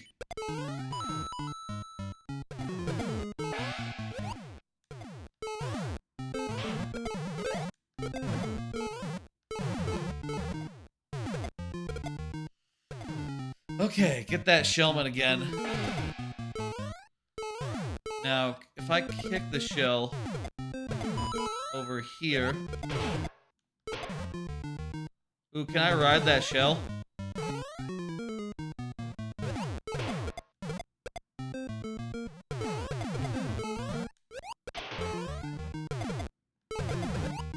Oh, you... Wait, how do you ride a shell? Fuck. I thought you could ride a shell, but I don't know how that's... Maybe that's just like certain shells, or... I forget how you spawn like a shell that like you can ride like that, but apparently you can't just jump on it. Thank you for the level. Feel like we were getting close there. If it's shot from a bullet bill launcher. Oh yeah, that makes sense. I've done a level like that before.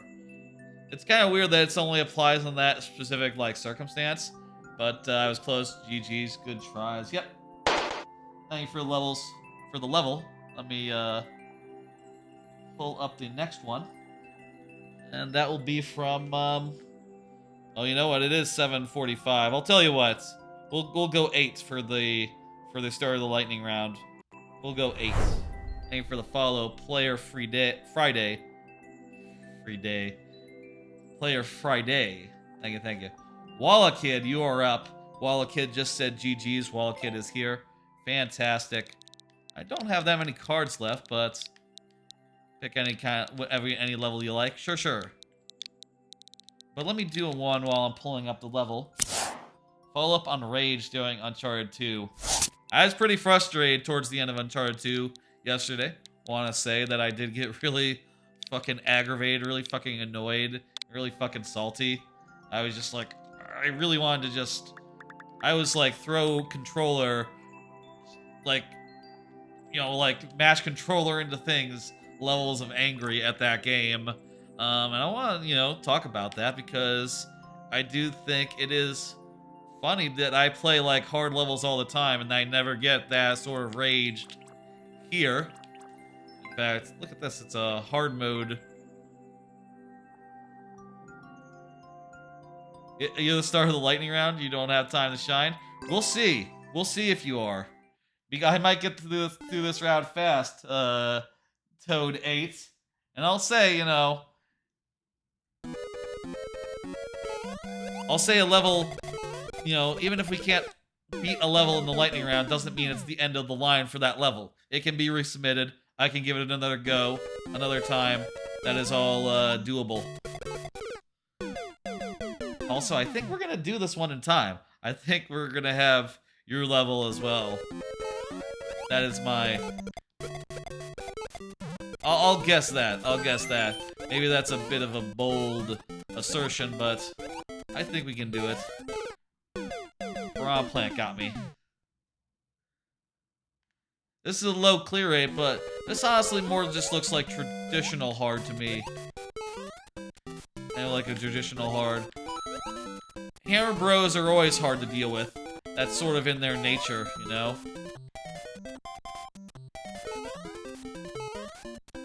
Oh god. The Hammer Bros. The Hammer Bros. You want to try this level, Toad 8? Put in the code, man. I encourage y'all to try out the levels I'm trying. Put in the code and do the thing. That's why it's always on the screen. If you're ever wondering why it's always on the screen, it's because, yeah, people might want to check them out.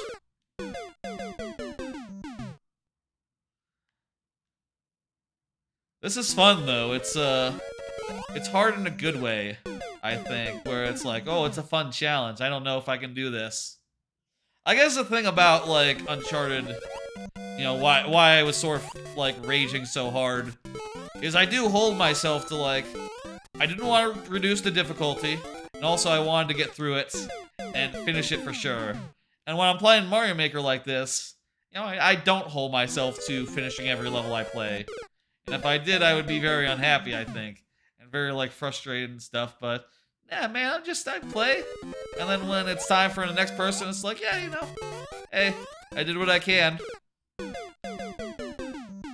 Is what it is. And, you know, maybe that gives me a more mellow disposition as far as this game goes. Maybe also I'm just, like, more happy to play a platformer versus other types of games that I'm a little more mixed on. Maybe part of the secret is if a hard game is so fun that you don't mind it's hard, you know, that's like the perfect thing, right? Recipe for success is a hard game you don't mind being hard. Oh, I hope that wasn't a star.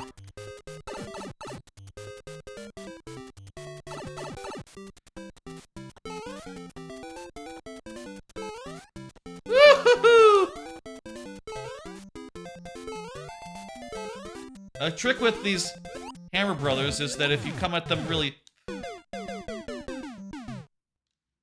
fast, you can get by them before they activate. Well, not that one because he's on screen from the start, but you know, most of them, if you run fast, they don't have time to throw a hammer. I did miss a mushroom? Okay, shit. I should probably try to get that.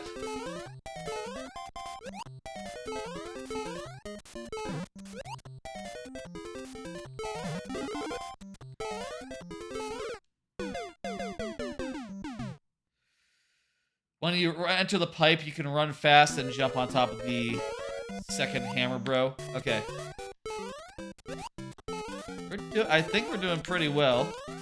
Though I don't know, like, how much the level remains that I haven't gotten to. But, you know, I've been running at it. Running through the level at, like, as near fast a pace as you can go. Okay.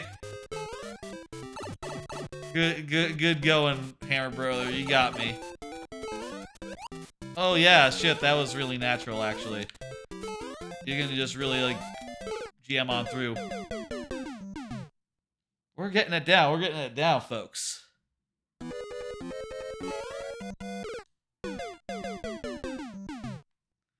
This is a fun level. I think you've done a great job. You know, most tradition levels, I think, have a hard time being hard. You know, you don't see that many difficult traditional levels, and this is exactly that. You know, it's difficult as all hell, and you know, I'm sure a lot of people would say spammy, but yeah, I think there's clear thought as far as like routes go, as far as like flow goes. And I think that sort of thing doesn't just come by coincidence. A little spammy. Yeah, but a little spammy can be a little chaotic, and that's you know, that's sort of a good place for a level to be. Just a little bit chaotic, a tad bit on the side of like, oh, stuff's a little overwhelmed. Okay, it's a good zone for a level to operate in, let's say.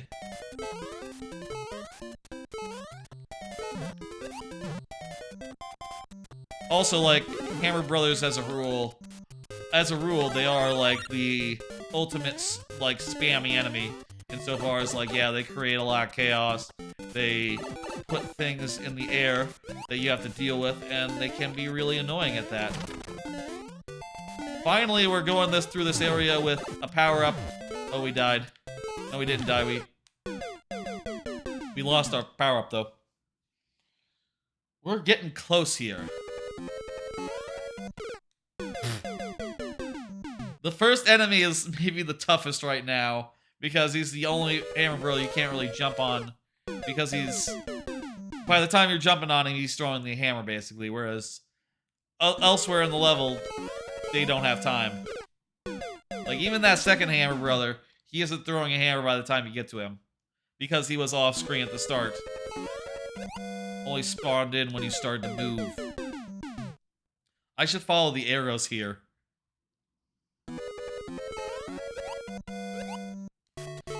You know what this level really reminds me of? Thank you for the follow. Yoi Skim. This level really is really, to me, just very classic Mario. Like, this is like harder Mario right here. Thank you for the level. What's that? Yoits. Yoits, there we go. This is like... It reminds me of like the original Mario Brothers, which is very much like a game where you're just charging forward and just hoping to like bob and weave through like crowds of enemies. You know? That very much has this authentic feel, you know? And I think it was a remake from original. Right, that does explain why it has those vibes then. These are just coins, right? Yeah.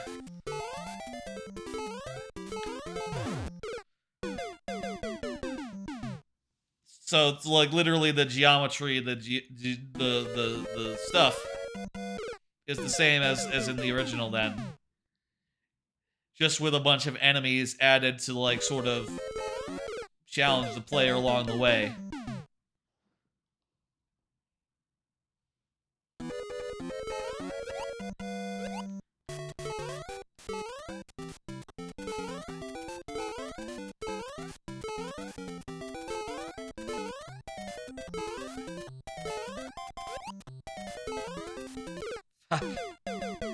Everything's the same, but you added a timer and Hammer Brothers. Oh, so in the original, are there this many Goombas? I guess that makes sense, you know, like that would be... This many Goombas, this many Koopas? Yeah? Dang, okay, well... I haven't played the original Mario Brothers that often, but... Yeah, that tracks, that tracks. You know, they definitely, in that game, wanted to encourage the player to be like, hey, you can use Koopas to hit enemies. You know, use a Koopa here. It's probably the smart move. It's funny in some of these cases, though, where the Koopas, or like the shells, the Buzzy Beetles, won't actually hit the main threat here. The main scary business. I assume there's no, like, secret pipes or anything that lead anywhere unexpected. I haven't exactly been trying, but... No pipes, gotcha, yep.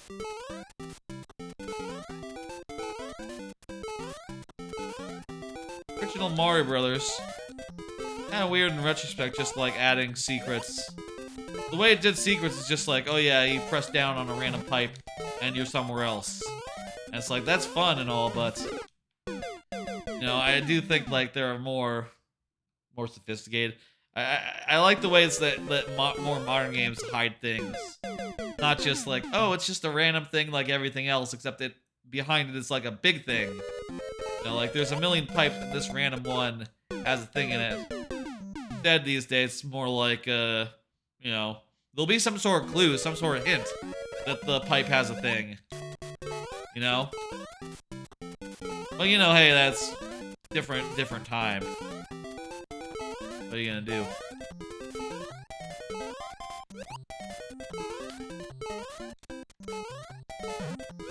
I appreciate you putting the arrows there to, like, just make it just explicit, like, okay, it's right here, you gotta get it. That's important, because if you miss it, you're gonna be, like, really sad. You're gonna be really sad if you miss it.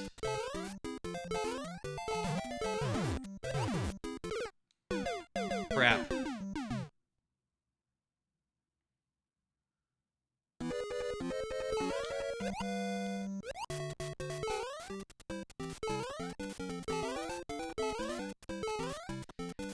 That was another thing about those original games, right? Is that the second power-up might be worth getting. Yeah, I think so as well.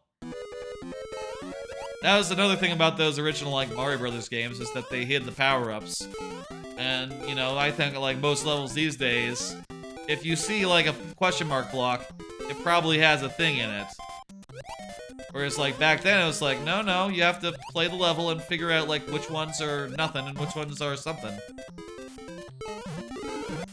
And I appreciate that design, and I think it, like, gives Mario some, like... you have to experiment and shit, right? You have to be like, okay, what about this block? Nothing. What about this block? Also nothing. What about this one? Ooh, I figured it out. And once you do that, the whole deal. Damn it. Ah, ha, ha, ha, ha.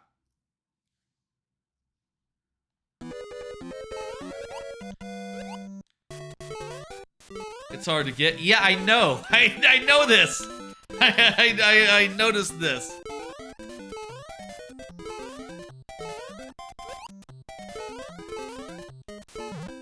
Understatement. A bit. All right.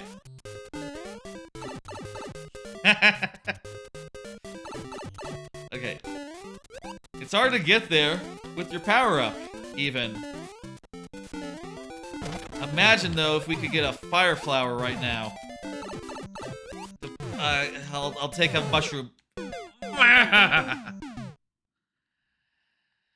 Maybe. Oh, might not be worth getting is what you said, actually. It is hard to get, yeah. I thought you said might be. Well, it might not be also means... Doesn't might not be also mean might be? Because if it might not be, then you're not saying that it's definitely not worth getting. You're saying it might be worth getting. But in reverse. It might be, it might not be. You know, who can say?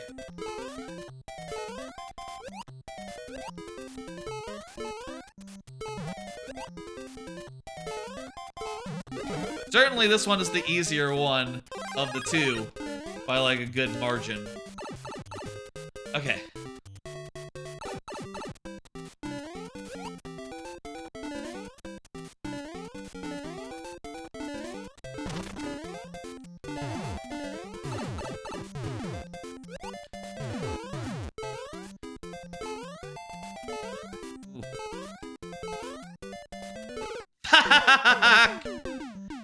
That was fucking close. Okay, fuck the second power up.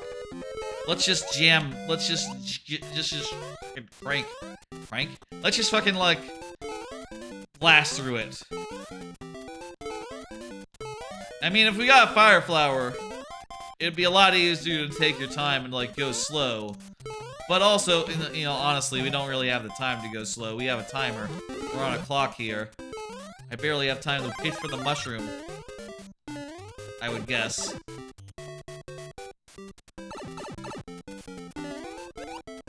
Beautiful.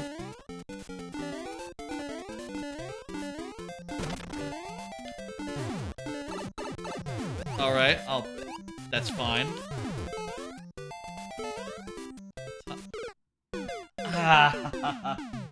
Timer's up. 5 last tries. Let's do it.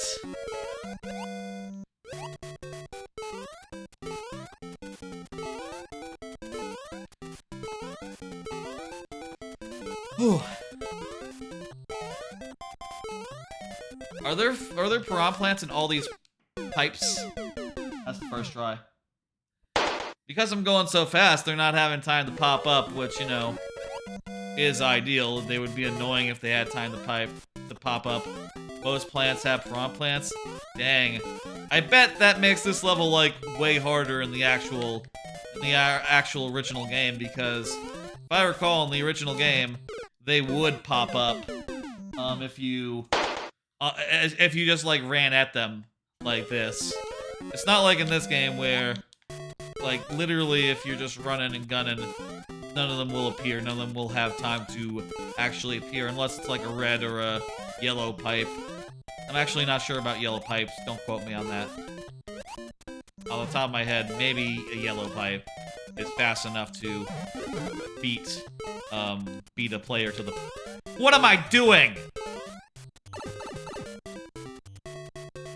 Oh my god.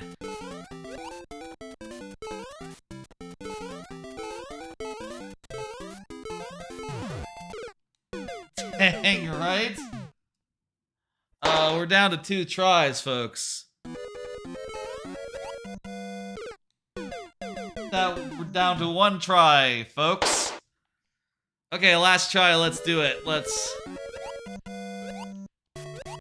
by the way, you're welcome to resubmit a code. Maybe we could actually do this. I wouldn't mind another shot at this later on. Maybe I could do it in, the lightning round. I think it's totally doable. We're like really close. We're really close here. I can feel it. Fuck. I haven't gotten past this area without taking damage. So it would be a tough thing to do, but that's the last try. Thank you for the level. That was quite good. Challenging, but a couple more tries. I feel like I could do it. Let me go ahead and hit next. And by the way, you can always submit until the queue is closed, even in the lightning round. Alright, folks. I think it is time for the lightning round. By the way, Wall Kid is the last... Wait, I just saw Wall Kid. No, I saw your name. Okay. You know what I just saw? Up next is Toad 8. Toad 8 is up next. And let's see. It is past 8 now. 8 p.m. Central. The stream has been going for about 2 hours. Time now for the lightning round. And that included a like 40-minute checkout of Super Kiwi 64, which was a game by the guy who made Toree. That's sort of a 3D platformer like Banjo style. You run around the world and you collect stuff. It's a very good game for $3. It's time for the lightning round. During the lightning round, I only have 5 tries to beat each level, 7 for subs, and also 7 for the first person who is up in the lightning round. Let me get some bonus heads up and show you what they look like. There's like ones like this, which is Bowser. There's extra Mario heads. There's a bunch of different heads from different characters in the Mario series. You see there Yoshi's, you got Luigi, you got Toadette, you got Waluigi, Wario, lots of them. Even ones that aren't from the Mario franchise, though they are 1/5 as likely as any of the Mario heads. Basically, there's 5 copies of every Mario head, and there's 1 copy of every non-Mario head, so a little less likely, but that's appropriate since they're not Mario heads. Let's randomize the heads that you're gonna get. I'm just gonna spin the thing and stop. And you got Toad. All right. Let's go ahead and see. Oh, look at that. That's perfect. Oh my God, Toad 8. You got Toad. That is fucking phenomenal. That is like, couldn't have planned that. I mean, you could have planned that. But I didn't plan that. That's just damn look at the draw right there. How do you like that? Toadette is what you based your online name off. Ooh, I guess it's not as perfect. Not quite perfect. Just short of perfect. Is that a 5? 2 5s. Okay. Those are 2 5s, not a 5 and an S, right? Close enough. It is a Toad, but not the correct Toad, I suppose. All right, let's do it. Toad 8. We got a dark level, a puzzle level. Is this a spot the difference? I can see the Koopa. The Koopa. I can see the thing. Is this a spot the difference where... Ooh, this is a neat idea. Is this spot the difference but with like 3 of them and they're all in the dark? Let's see. That one has red around the thing. That one has blue around the thing. Now it has blue around the thing. That one has a rail as well. The note block. Oh, I didn't read the description. Let me see. Let me see what the description said. Yeah, I just rushed through what the thing is. Find out which picture matches the 4th one. Except the last question changes. Okay, we're matching. We're trying to match like which one is Gotcha.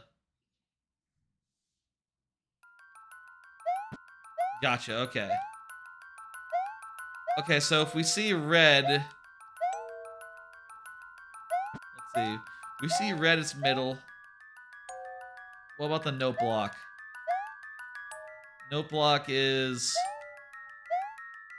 red, or like a red note block is one side. If we see a rail, it's the right side. Okay, red middle.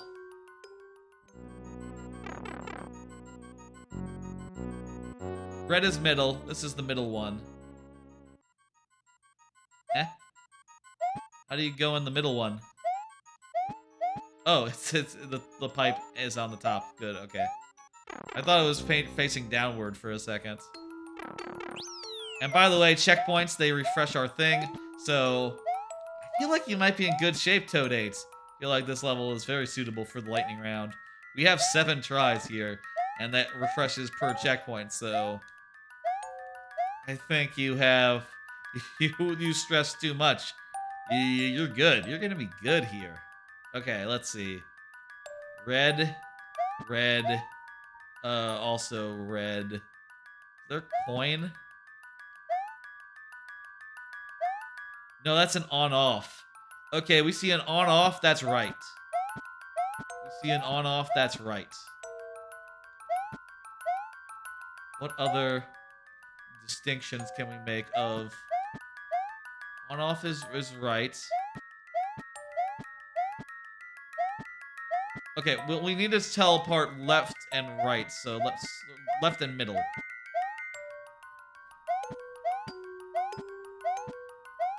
Wait, there's a blue platform. The blue platform is the fire flower is below the blue platform on left. Okay, we got it. It's right. Number 3. Alright. Now it's a... What's this? What's this? Aha, there's another checkpoint. This is gonna be the other way. And we shouldn't just, hit a thing, you know, a little bit of a, woohoo, capture taken. I just took a capture, but I'm not gonna look at it. Please be assured. On-offs at the top. Notes at the bottom. 2 notes on the right. 1 note on the far left.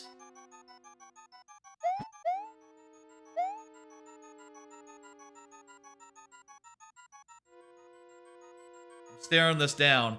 I'm staring this down. Ice blocks on top mostly. Donut blocks to left and right. Let's just do it. Oh, you totally have a chance to go back and look, don't you? Okay, okay, okay.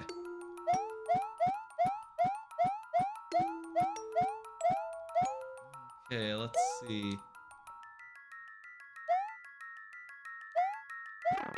that right? Let me see this for a second. Okay, let's just look in the upper right corner first. Upper right corner. So there should be 3 at the bottom, 3 red with coins and spikes, and a ice at the center in the upper right. Coins and spikes. That looks right there.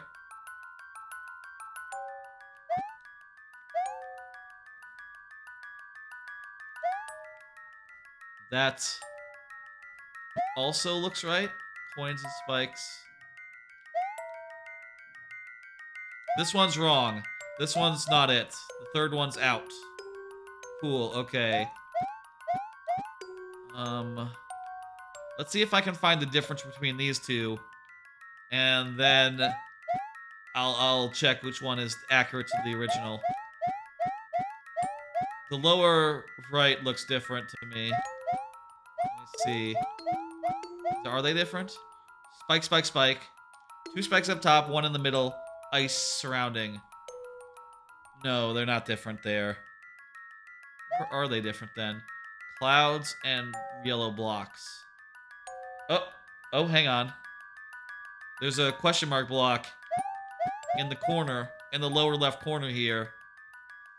Is there a question mark block on the original? There is not. No question mark block. So it's the middle one. It's number 2.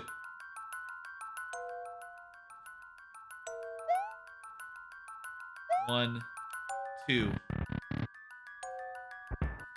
Hey. Look at that. We got through absolutely clean. Look at that. No deaths, no mistakes. All good. That was a fun idea for a level. I'll say, like, unless you have to read the description to really figure out like what you're doing. Like, how would you do that? Like, I'm not sure like how I would do that. Could it be like some sort of...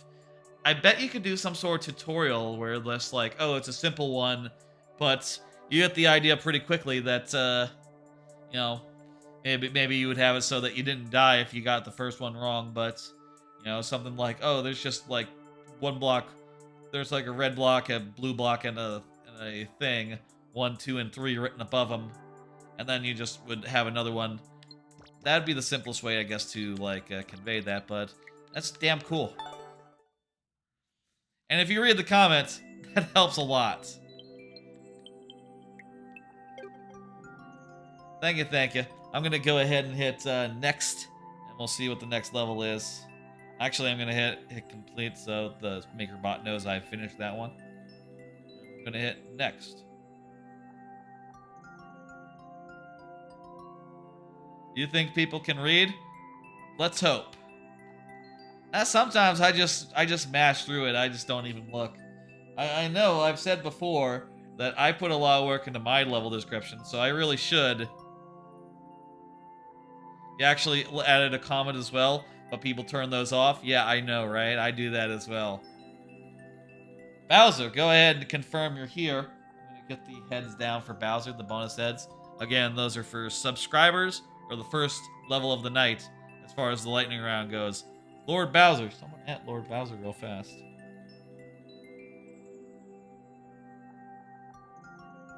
You are up. In the lightning round, same rules apply as before. If you're here, I play the level with the full thing. If you're not here, I will do 2 lives instead of 5 or 7 for subs. All good.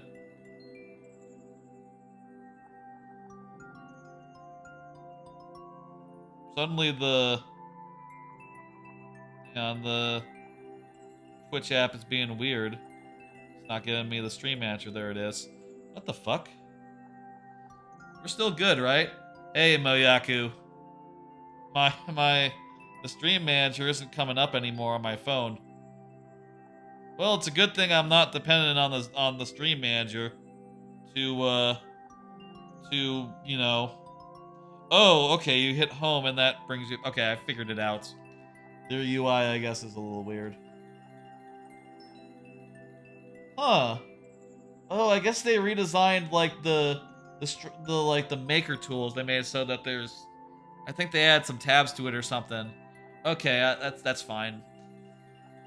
Lord Bowser is up. Lord Bowser is here. Let me pull up the next card and talk about it while I'm pulling up the thing. Did y'all notice that Twitter's new mobile video player? I noticed this before the stream.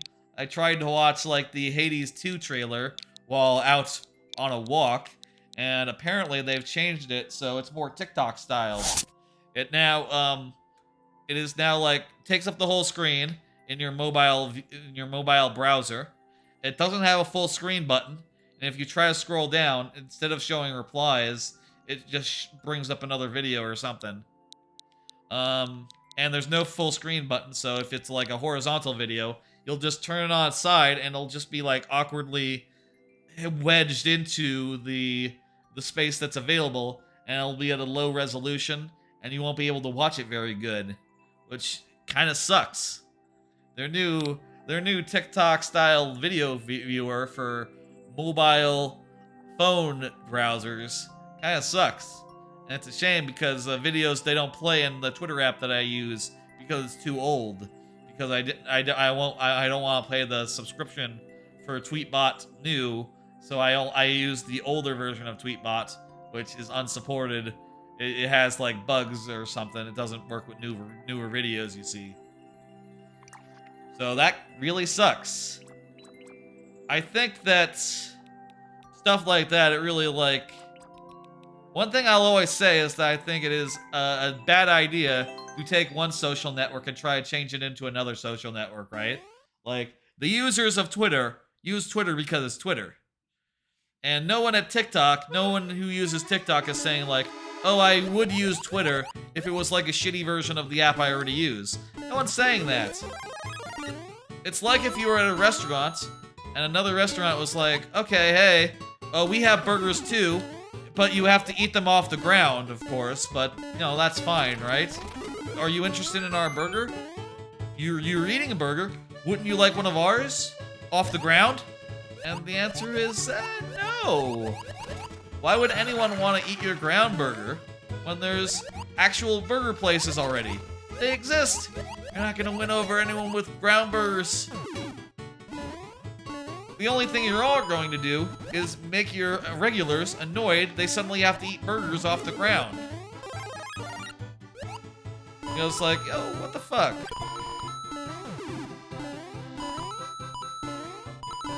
It's like, people who use Twitter, the thing, they use it because it's Twitter. And people who don't use Twitter, they're not going to use Twitter because it's a service they already have, because they already have that service. That applies to Twitter, that applies to Instagram, that involves the Pinterest. That applies to anything that tries to turn itself from one social network into another. That's just not how it works. That's just not how it works. And the only thing you can do by fucking around with that is alienate your audience, and maybe soon enough you won't have one. It's stuff like that where suddenly my videos don't work and I suddenly have to be like, oh, I guess when I'm posting videos to like Discord or whatever, maybe I should pull up the YouTube rather than like just embed a tweet in the future. Maybe that's the future of like sharing videos online, at least on like social networks. It's just like share the YouTube. That always works on phones. Whereas the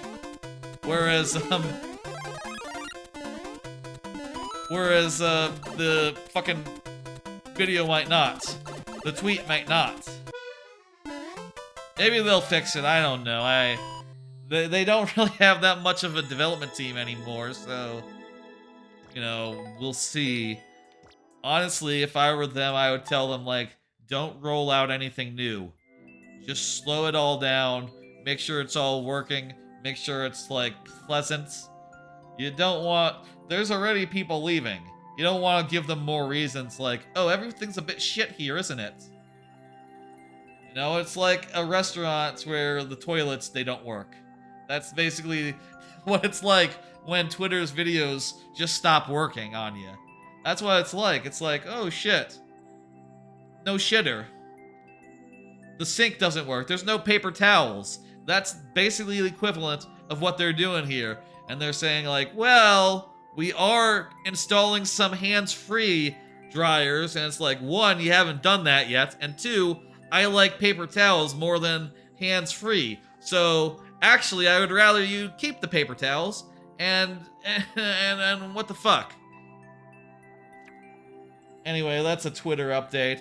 Twitter, you know, continues to be a trash fire, and I continue to use it insofar as, you know, I'll look at it and I'll read my feed and tweet about stuff on occasion. But I will say, just in general, the place to like yell at people about things and to share my opinion these days. Yoitz, you are up. Yoitz. Yoitz says yo. Has been like Discord or Twitch. these days, especially since I am, streaming. So this is the perfect place to just like get on my soapbox and tell you how I feel about things, rather than on Twitter where, I get up on my soapbox, I tell you about things, and then I just wait and see what happens, and then nothing happens, and I go like, okay, well, maybe someone saw it. I got followers, I don't know. Fun level up, right? No? Okay. Yeah, let's go. I was listening to a podcast the other day, where, some folks from Hey, Never Gonna Give You Up, some folks that were from Waypoint, which was a Vice site, were talking about their social media presence, and we're talking about how, how much of a social following they gained after joining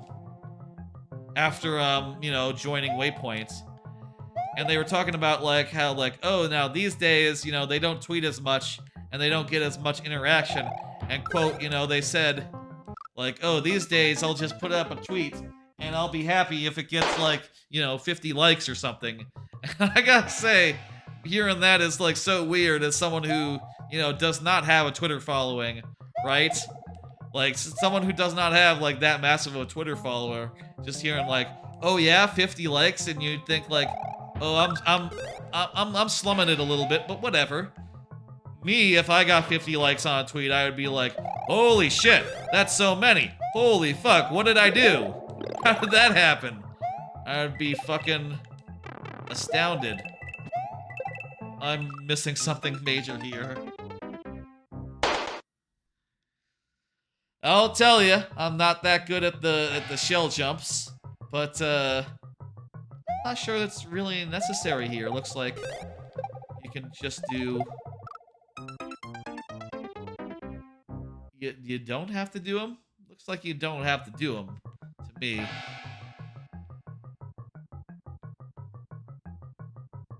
Maybe I can do like a. Okay, there's a mushroom. Oh, I see what we're doing. The guy, the Koopa. We got 2 tries. How long is this level? Like 20 seconds. It's not that long. All right, put that down.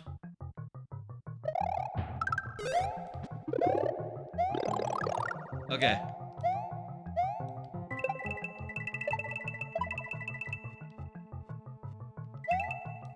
Alright, this is not so bad. Not so bad. Not so bad. We got 2 tries.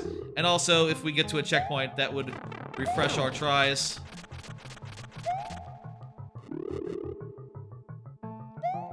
What is this? Oh, jeez. What? Oh, bonus area. Okay. Just a bonus area. Not a very safe bonus area to go and do. Okay, that's a bonus. Don't need to do it.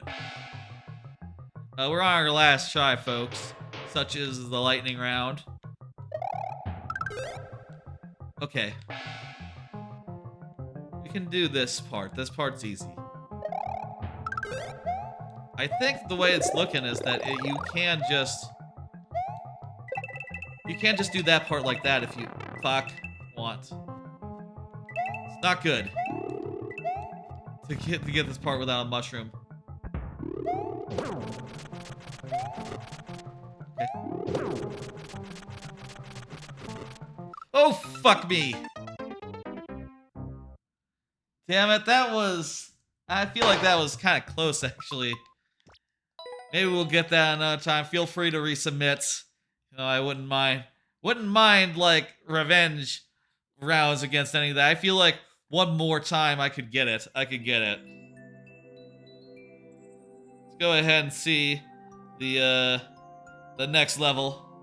Again, feel free to submit your levels until the queue is closed. The next is from Moyako. Was just here a minute ago, I think. Maybe I'm thinking it was longer than that. Geez, time flies sometimes during these streams. Oh, Moyako just said good try, so there you go. There's Moyako. JMH. Given another try, I feel like I could do that one. That's a well put together like little challenge level. I like the boss is challenging, but not that hard, so long as you like don't get a fireball up your ass. If you get a fireball up your ass, it's pretty hard. Let's find a nice one. Go down. Which one do you want? Which one do you want? Oh, I remember the flight challenges. We did a bunch of those, right? You want me to continue trying on that one? That was a couple of weeks ago. Survivor Mario. Okay, version 3 then. Alright, Survivor Mario, let's go.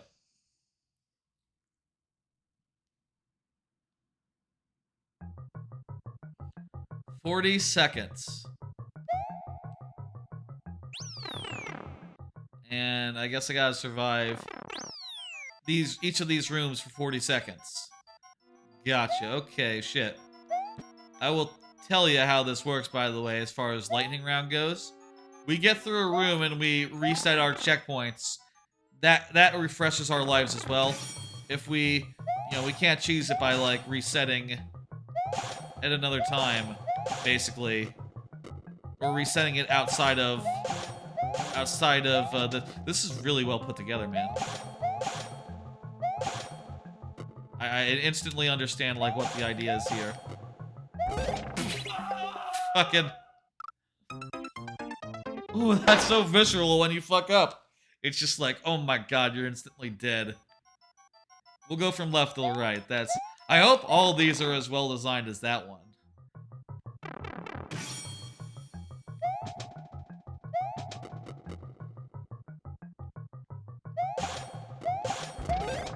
Damn it. I really need to just go to whichever one falls for first, and if they all, like, if there's, like, a weird delay between, like, one and the next, I gotta, like...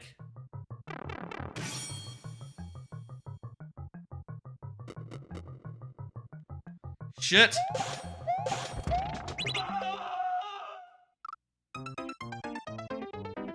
The challenge here is weird because, like, sometimes they'll bop off each other, and that means that, they won't necessarily be coming down at the same time. What if I'm always standing at the side?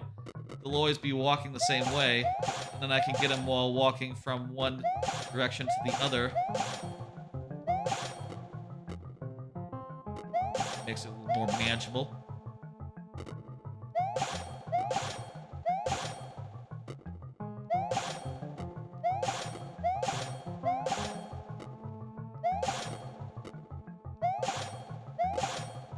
They're weirdly delayed now. There's like a lag, which is nice. Makes it a lot, just have to keep up with it. Good. Okay, shit. Woo! Alright. That's, like I said, every time we get a coin, we'll refresh our things and, go buy the checkpoints. That will count as a thing. No more levels from you, Bowser? Dang. Well, you're always welcome to watch, you know that.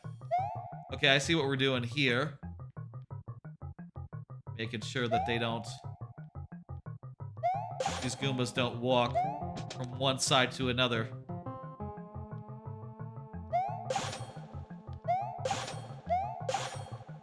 Hopefully they're gonna be a little bit spaced out so that they're not coming from the same side at the same time.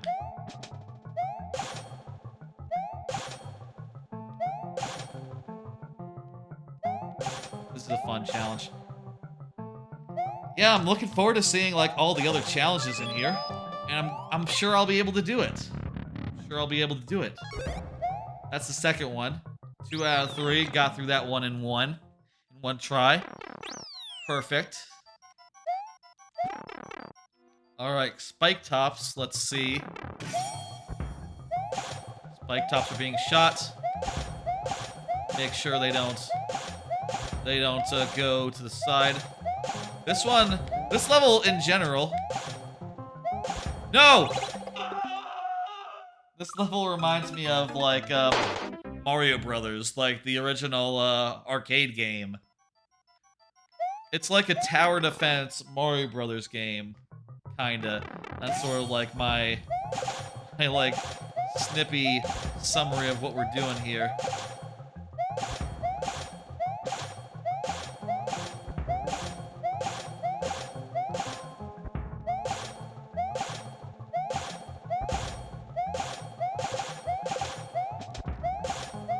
Jesus, this is intense. Some of these guys are getting very close to fucking me.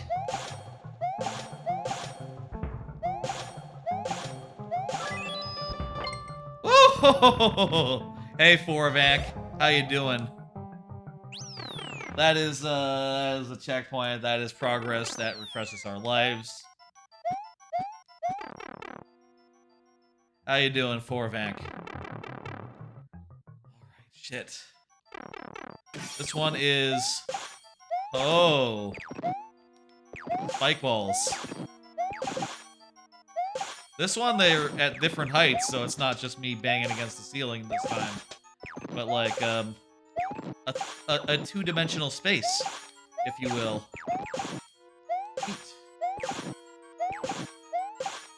Or you could just like run around on the surface without jumping if you wanted to make it really fucking hard.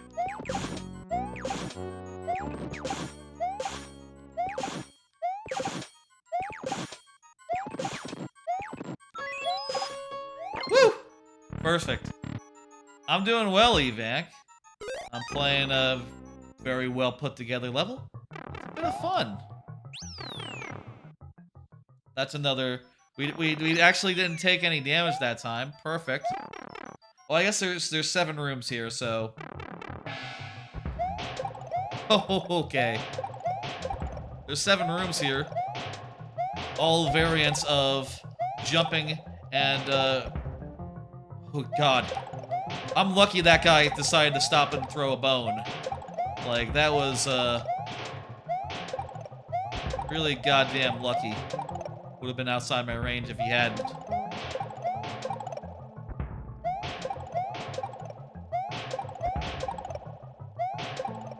Wait. What's with the bullet... Oh, the bullet bill launchers that are in the middle have bullet bills rather than dry bones or coins or something. Do you do troll levels? I will do a troll level if you have one to submit, but I will say it is the lightning round, so, you know, we do have a limited amount of tries per level.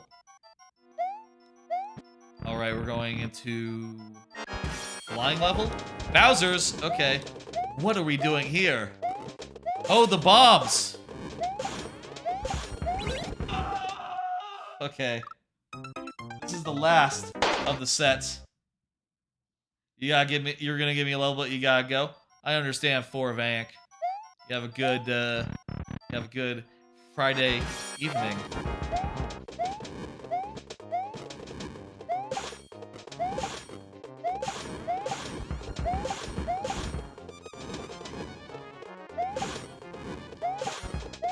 Gotta keep moving left and right and hitting the guys.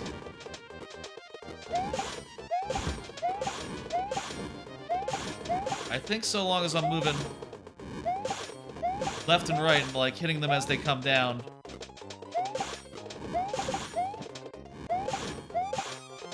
Oh.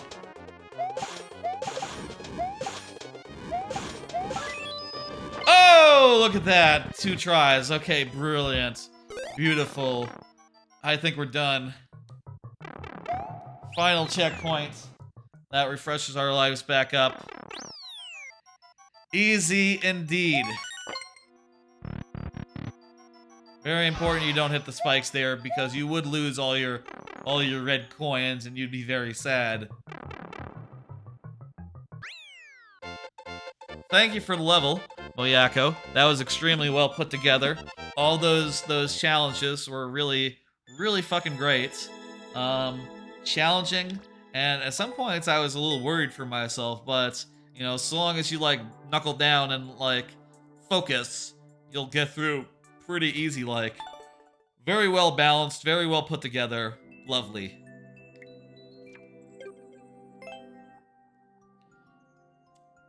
It is 8:40. Tell you what, let's close the queue at 8:45. That is when we will 8:45 slash if we run out, let's say. I'm gonna hit complete, though I think that was a maker code, wasn't it? Yeah, it doesn't make a difference then. I'm gonna hit next, and it's never gonna give you up. It's up next. That was a great time to put in a code, by the way. Y'all want to put in one more level, one more thing. I got one more card, I think. Looking forward to part 7 of JoJo Steel Ball Run whenever that gets animated. I'll tell you, I wasn't big into the way that Stone Ocean ended, but I've heard a lot of good things about Steel Ball Run. I understand that it does reset the timeline, which, you know, sure, okay. Kind of a disappointment after so much buildup, but maybe just getting back to basics, getting back to you know, getting out of the present would do the series good. And apparently, what I've heard of Part 7 is that it's super fun. 6-1 or 6-3 is what is recommended here. Let's go with 6-1, a nice snowball cavern, sort of similar to the first level we played today. I'll close the queue after this level, and then we'll wrap up. Okay. Fell into the pit. I'm really looking forward to that, you know. I'll say that Part 5 and Part 6 never had, like, the most sterling reputation, but apparently Part 7 is, like, where it's at. You know, it's, like, the best one. Maybe you'll add a level after I finish with it. Absolutely. In fact, when I say after this level, I very much really mean, like, after giving everyone here a chance to add another one, including you, never gonna give you up. That'd be a bit of fun.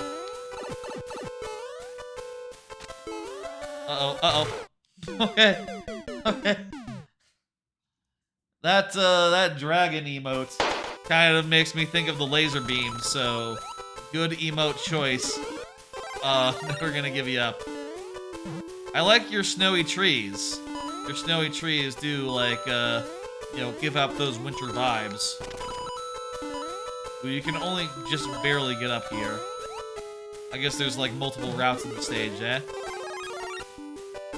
Whenever I see a level like this with, like, multiple routes, I always think that, like, Sonic must have been a big inspiration.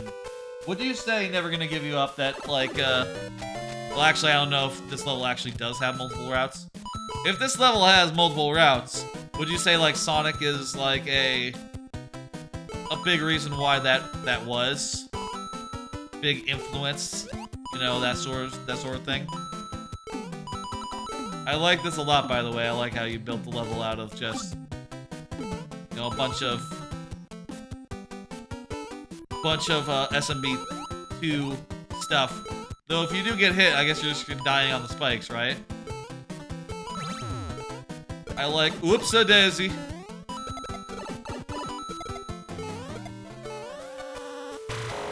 Okay. Whatever. Okay. We survived. We shouldn't have. We shouldn't have. That was a hell of a thing.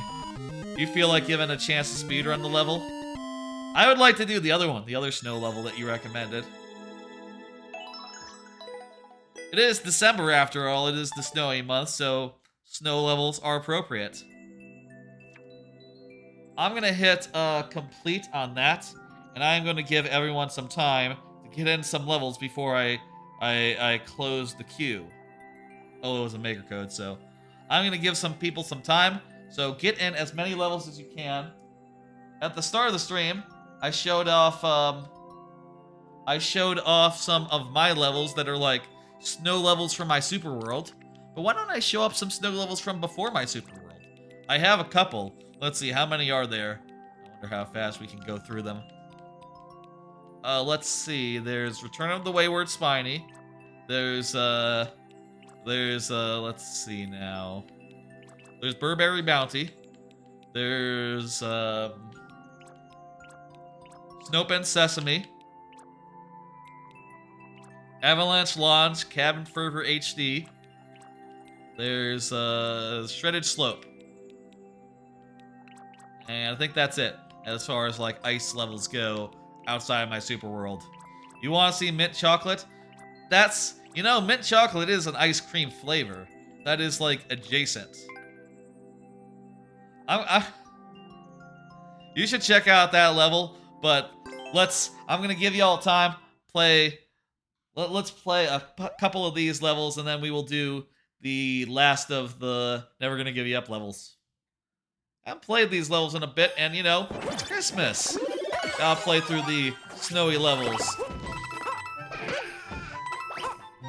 I thought it was a chocolate bar flavor. It's like ice cream. It's ice cream flavor. I don't think like there's. You mean like a candy bar? Nah, mint chocolate chip is like Oh no! I gotta obey the lightning round rules, by the way, during this, even though it's my own level. So this level is a downwards level where you go to the top of a mountain and then you slide down or fall down, as the case may be.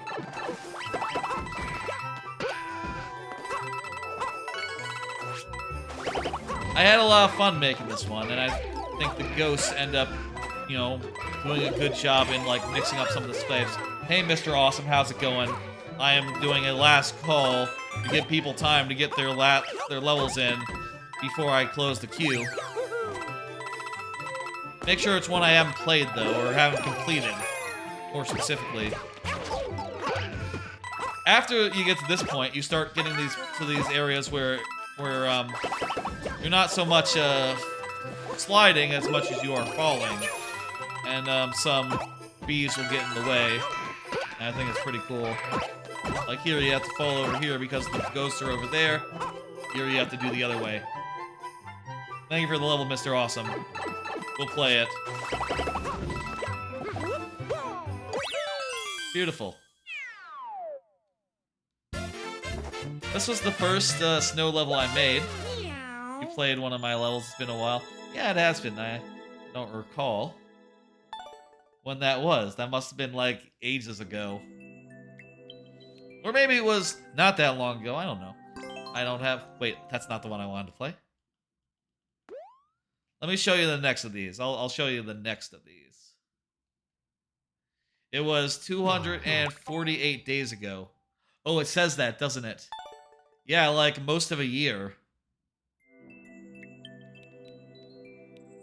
Let's see. Avalanche Lodge. This was a remake of the first level of my original Super World back in the first game.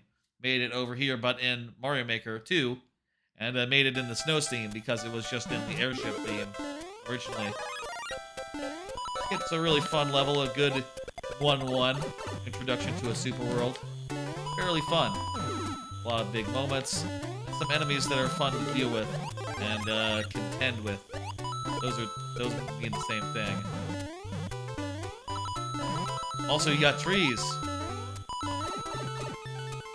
The basic theming of this world in the original game was a ski resort, I made backgrounds out of made like carpets and rugs that went on the wall out of the. But I lost one. I made like carpets and stuff and hung them on the wall. I feel like I don't know if my idea of like a ski lodge is like weird, but I feel like that's what a ski lodge is like to me. Stuff on walls, you know?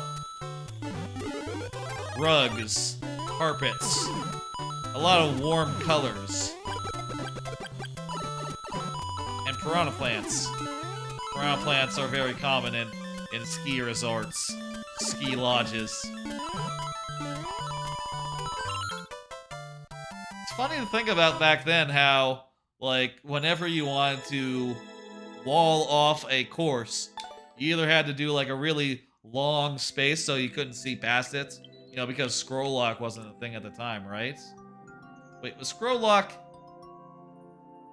I forget, was Scroll Lock new to this game? We're gonna do Snope and Sesame. This one's pretty good. Again, last call for levels. Get them in now while I'm buying y'all time.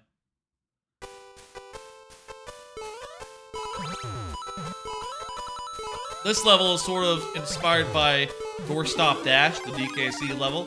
In it, you hit a on-off switch, and then you have a limited time to get through the door before the door closes. And you can see there that the conveyors either slow it down or speed it up. And make it, you know, a little tight. A little tight. I thought it was fun to have, like, the thing just suddenly, like, dash towards the end.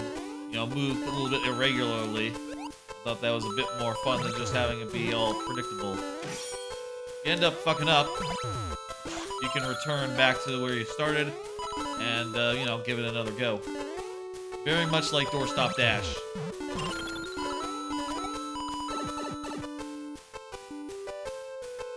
Alright, in the second half you go into like the cave, like a cave system, and there's all these cool waterfalls. Don't you like the theming here? I think it's really nice. I think it's really nice myself. Cool underground waterfalls here.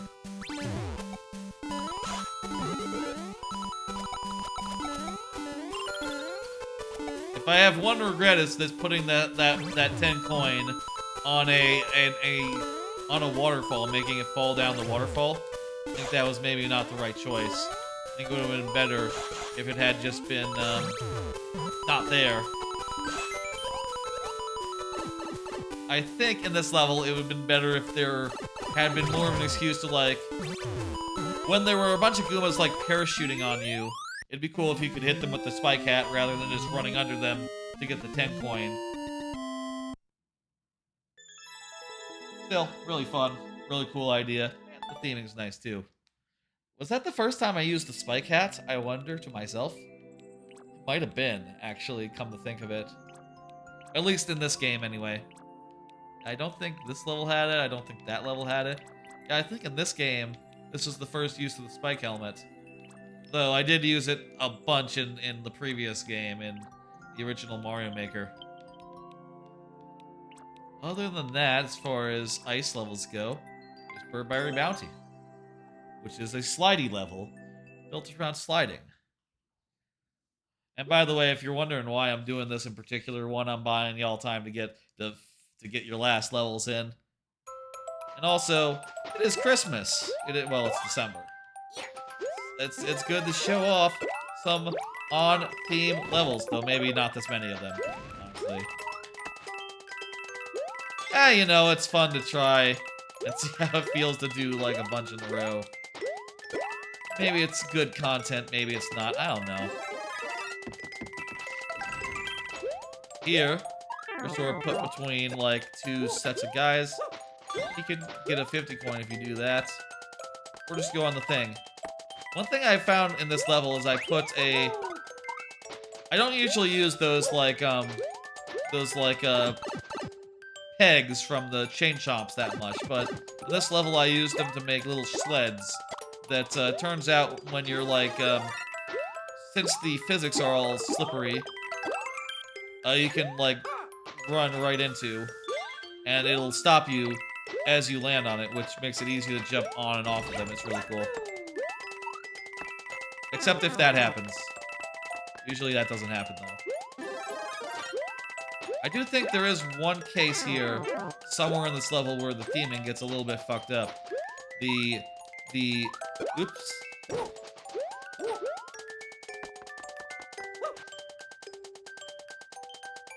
Alright, that's fine. There's a place where the theming gets a little messed up. Oops. Well, you can get an extra thing there if you hit it right. For, like, some of the semi-solids, they must have gotten removed for, like, overlapping.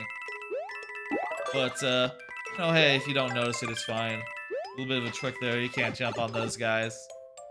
But you're able to land naturally, it's fine. Just a funny little goof 'em up there. Oh yeah, One more of these. One more of these ice levels.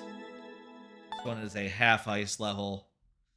And these are all the ones I've ever made in Mario Maker.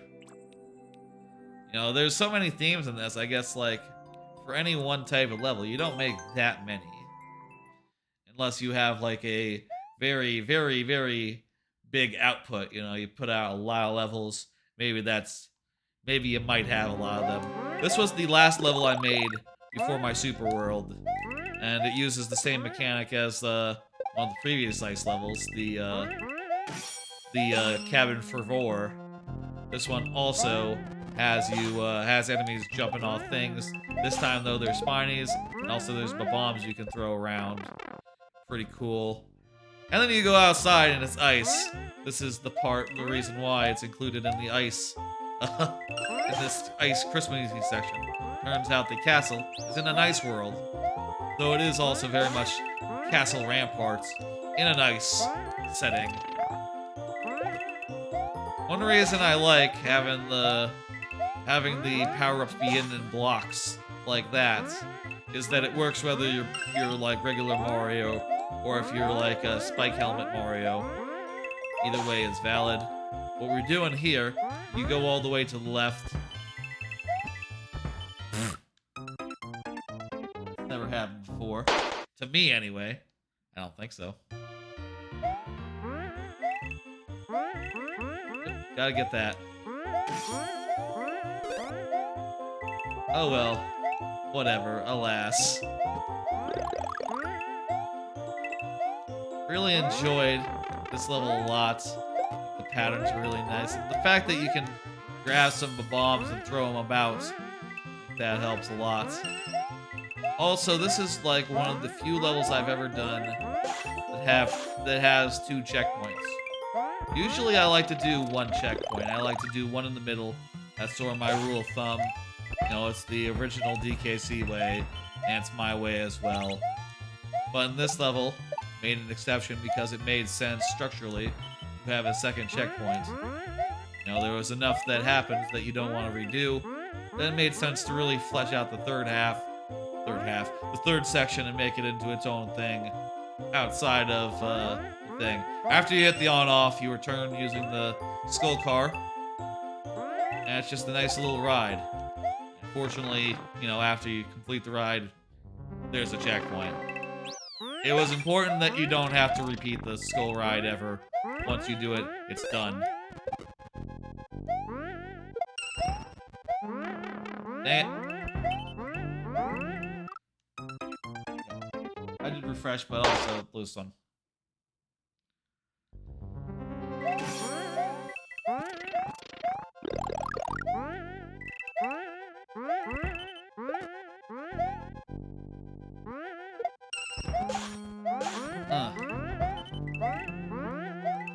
Also in this level I'll say, was kind of originally a remake, like a sequel to a level I made back in the original game, back in Mario Maker 1. And this level took a lot more, like, directions, took it a lot more interesting places, and also used the donut blocks, which, in the original level, I only used, like, for aesthetic purposes, almost. In this level, you actually do have places where you want to, like, use a donut block to go under a spiny and, like, hit him from below. I just think that's so rad, that's so cool. If you ask me, like, what my best level is, I might say Return of the Wayward Spiny is right up there. Is, like, definitely in the running. I think Fair and Floodway is in the running. That's over 1,000. I'd say Zero G. That's just one of the most inspired ones. And one of the most successful, like, as far as, like, cool ideas go.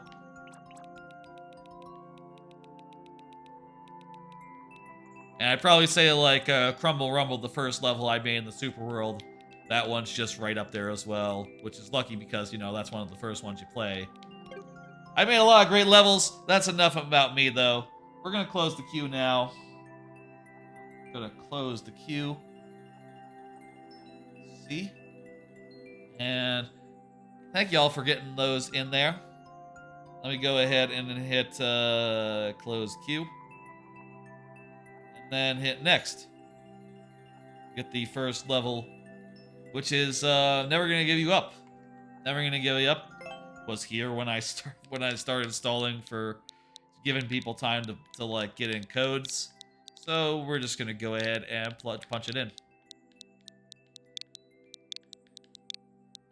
I am happy doing that. I like to show off my own levels, but you know, I definitely, you know, if there's nothing else going on, might as well just like crank through a bunch of them, right? Your choice. You want to see Wiggly Lake, right? Tell you what, you were waiting a while. Let me do. You mix standard levels as well. Let me do 2 of them. I'll do 2 of them for you. A little service for you for being so patient and shit. We'll do 6-2 and 6-3, the 2 winter levels you have available. Yours are pretty short, so you know, traditional and all.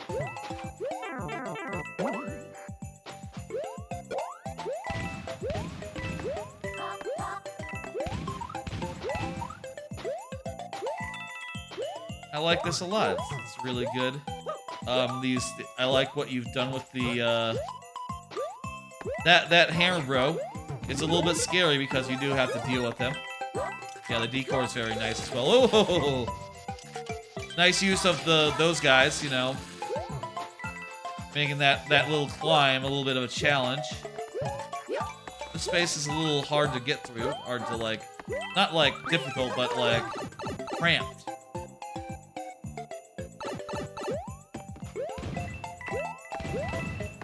Okay, a little bit of an auto-scroller again. This time, though, we do have the propeller hat. Okay. Let's get through in one go. Again, the decor, yeah, really good. Also, by the way, was the last stage... What theme was the last stage in? Do you do, like, all your stages in different themes? I also do that. I tend to...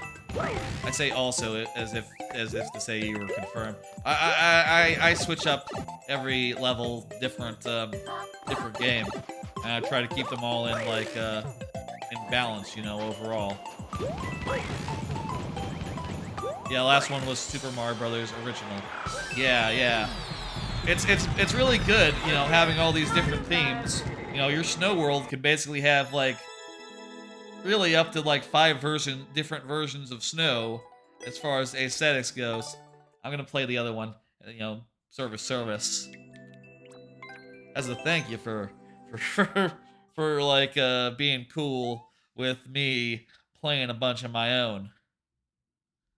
This one is what? Yeah, this is Super Mario World. And yeah, each game has like a different look to it, has different tools to play with, and you can make a lot of different like theming, you know, if you use like what each theme has to offer accordingly. I like your ocean, by the way. I just noticed as I died that I was like falling into the drink. That's really fun and flavorful, especially since there are fishes jumping out of it left and right. That's rad. There's a check a point. Refresh my dealy dads. My dealy dads, my lives, you know. You know what I mean. Okay, there we go.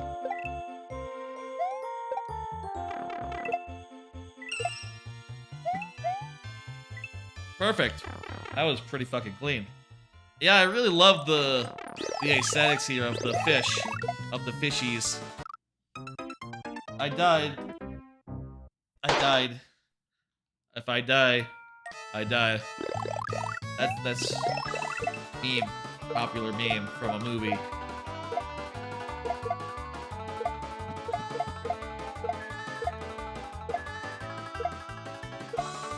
All right.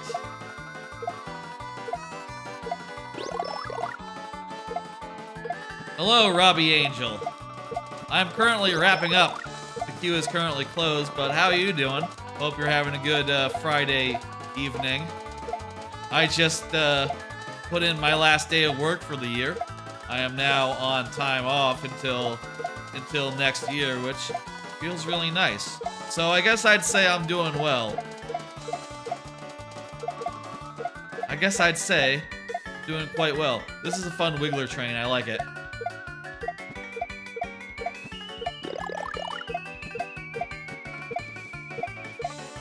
I am just wrapping up, Robbie Train.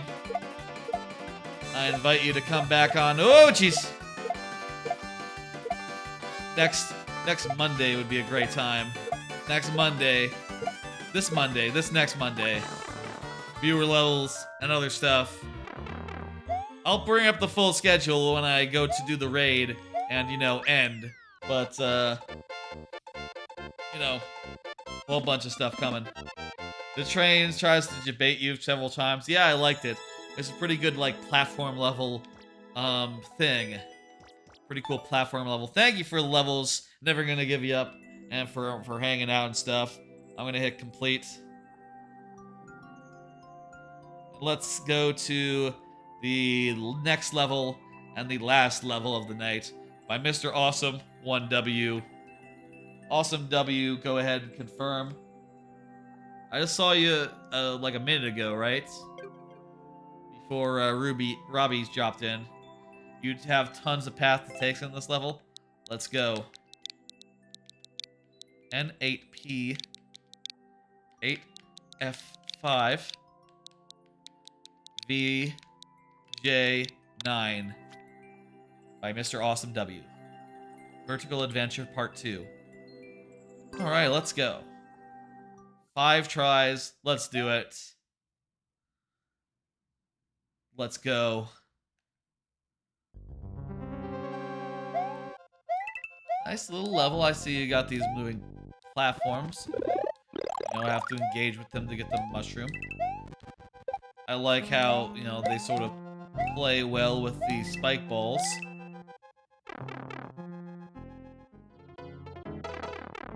Alright.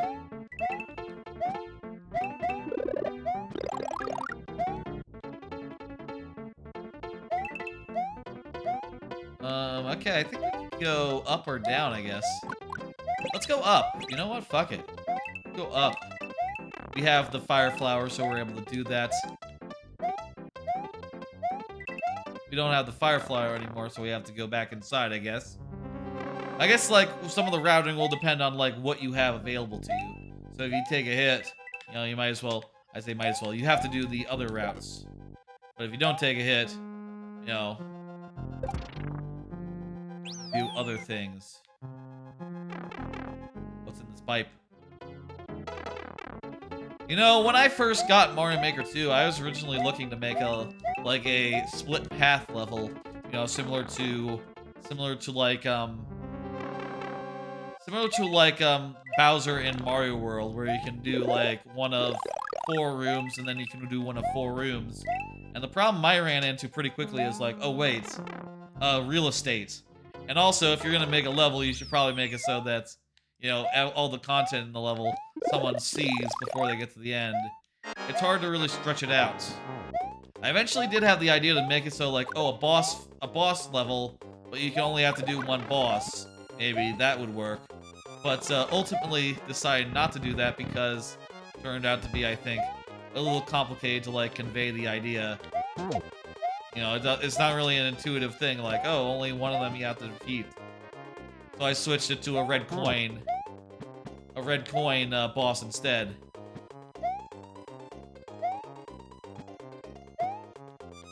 I think it'd be cool to make a kind of level that was like, you know, multiple routes, right?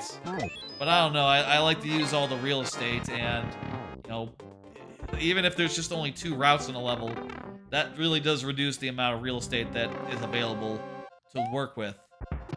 There we go, we got through in one go. Very nice level. Enjoyed, like, you know, picking a route at every turn I came to. Thank you. Folks, that has been Mario Maker viewer levels, and also I played a fair amount of Super Kiwi 64 at the start of the stream, which seems really good. A really nice, pleasant little like 3D platformer throwback that's $3 and it's fun to run around for like an hour's worth. I'm gonna send y'all somewhere. Let me see who's online and who I can do the raid on. Let's see now. Seagull is doing DK64 randomizer stuff again. Friendly Firepod is doing some stuff. Da-da-da.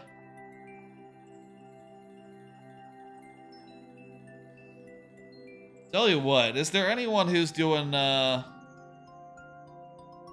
me see. Neptune Neon is doing, Mario Kart 8 Deluxe. That sounds fun, Mario Kart 8 Deluxe. We talked about that a fair bit earlier.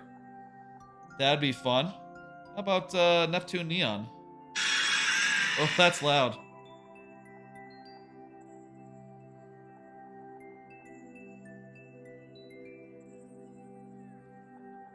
Actually, you know what? I do see Team Kayla is online. Team Kayla has given me some of the biggest raids on this channel. She is doing a Power Wash Simulator. Let's send you over there. You know what? Let's do a Team Kayla raid. That's what I'm feeling like today. I'm feeling like sitting down, watching Kayla play some video games, and just having like a nice, relaxing night. Let's go ahead and do that. Folks, thank you for joining me. Let me pull up the schedule. Let me take down the Mario Maker stuff. Let me pull up the schedule. Next week is going to be a bit of an unusual week. I am going to be out of town like at the weekend, at the end of the week. So I am cramming all the streams that I want to do next week into the first half of the week. And also, since I'm on vacation, a lot of them are going to be during the daytime, which is very unusual since I have work during the dayttime usually. Sunday, I'm going to be doing, starting at 2 p.m. I moved it a little earlier than my original idea. I'm going to be doing a bunch of GOTY prep by replaying and like revisiting a bunch of games I played earlier in the year that are like my top tier contenders. You're going to see Marvel Snap. You're going to see Neon White. You're going to see Tunic. You're going to see Nobody Saves the World. You're going to see Tinykin. You're probably going to see Pokemon. You're probably going to see Violet. You're probably going to see Kirby and the Forgotten City, and you might see some more, I don't know. Monday, it'll be a normal Mario Maker stream, and I'm going to play GTA 5 after, as I've been doing lately. Tuesday, I'll be playing a bunch of Game Pass games, including some such as High on Life and Pentiment, and we'll see what else. And on Wednesday, will be a unusual lunchtime viewer level stream, and I'll be the last for that week. Anyway, see you on Sunday, and if you want viewer levels, Monday as usual. Bye, folks. You have a good Saturday.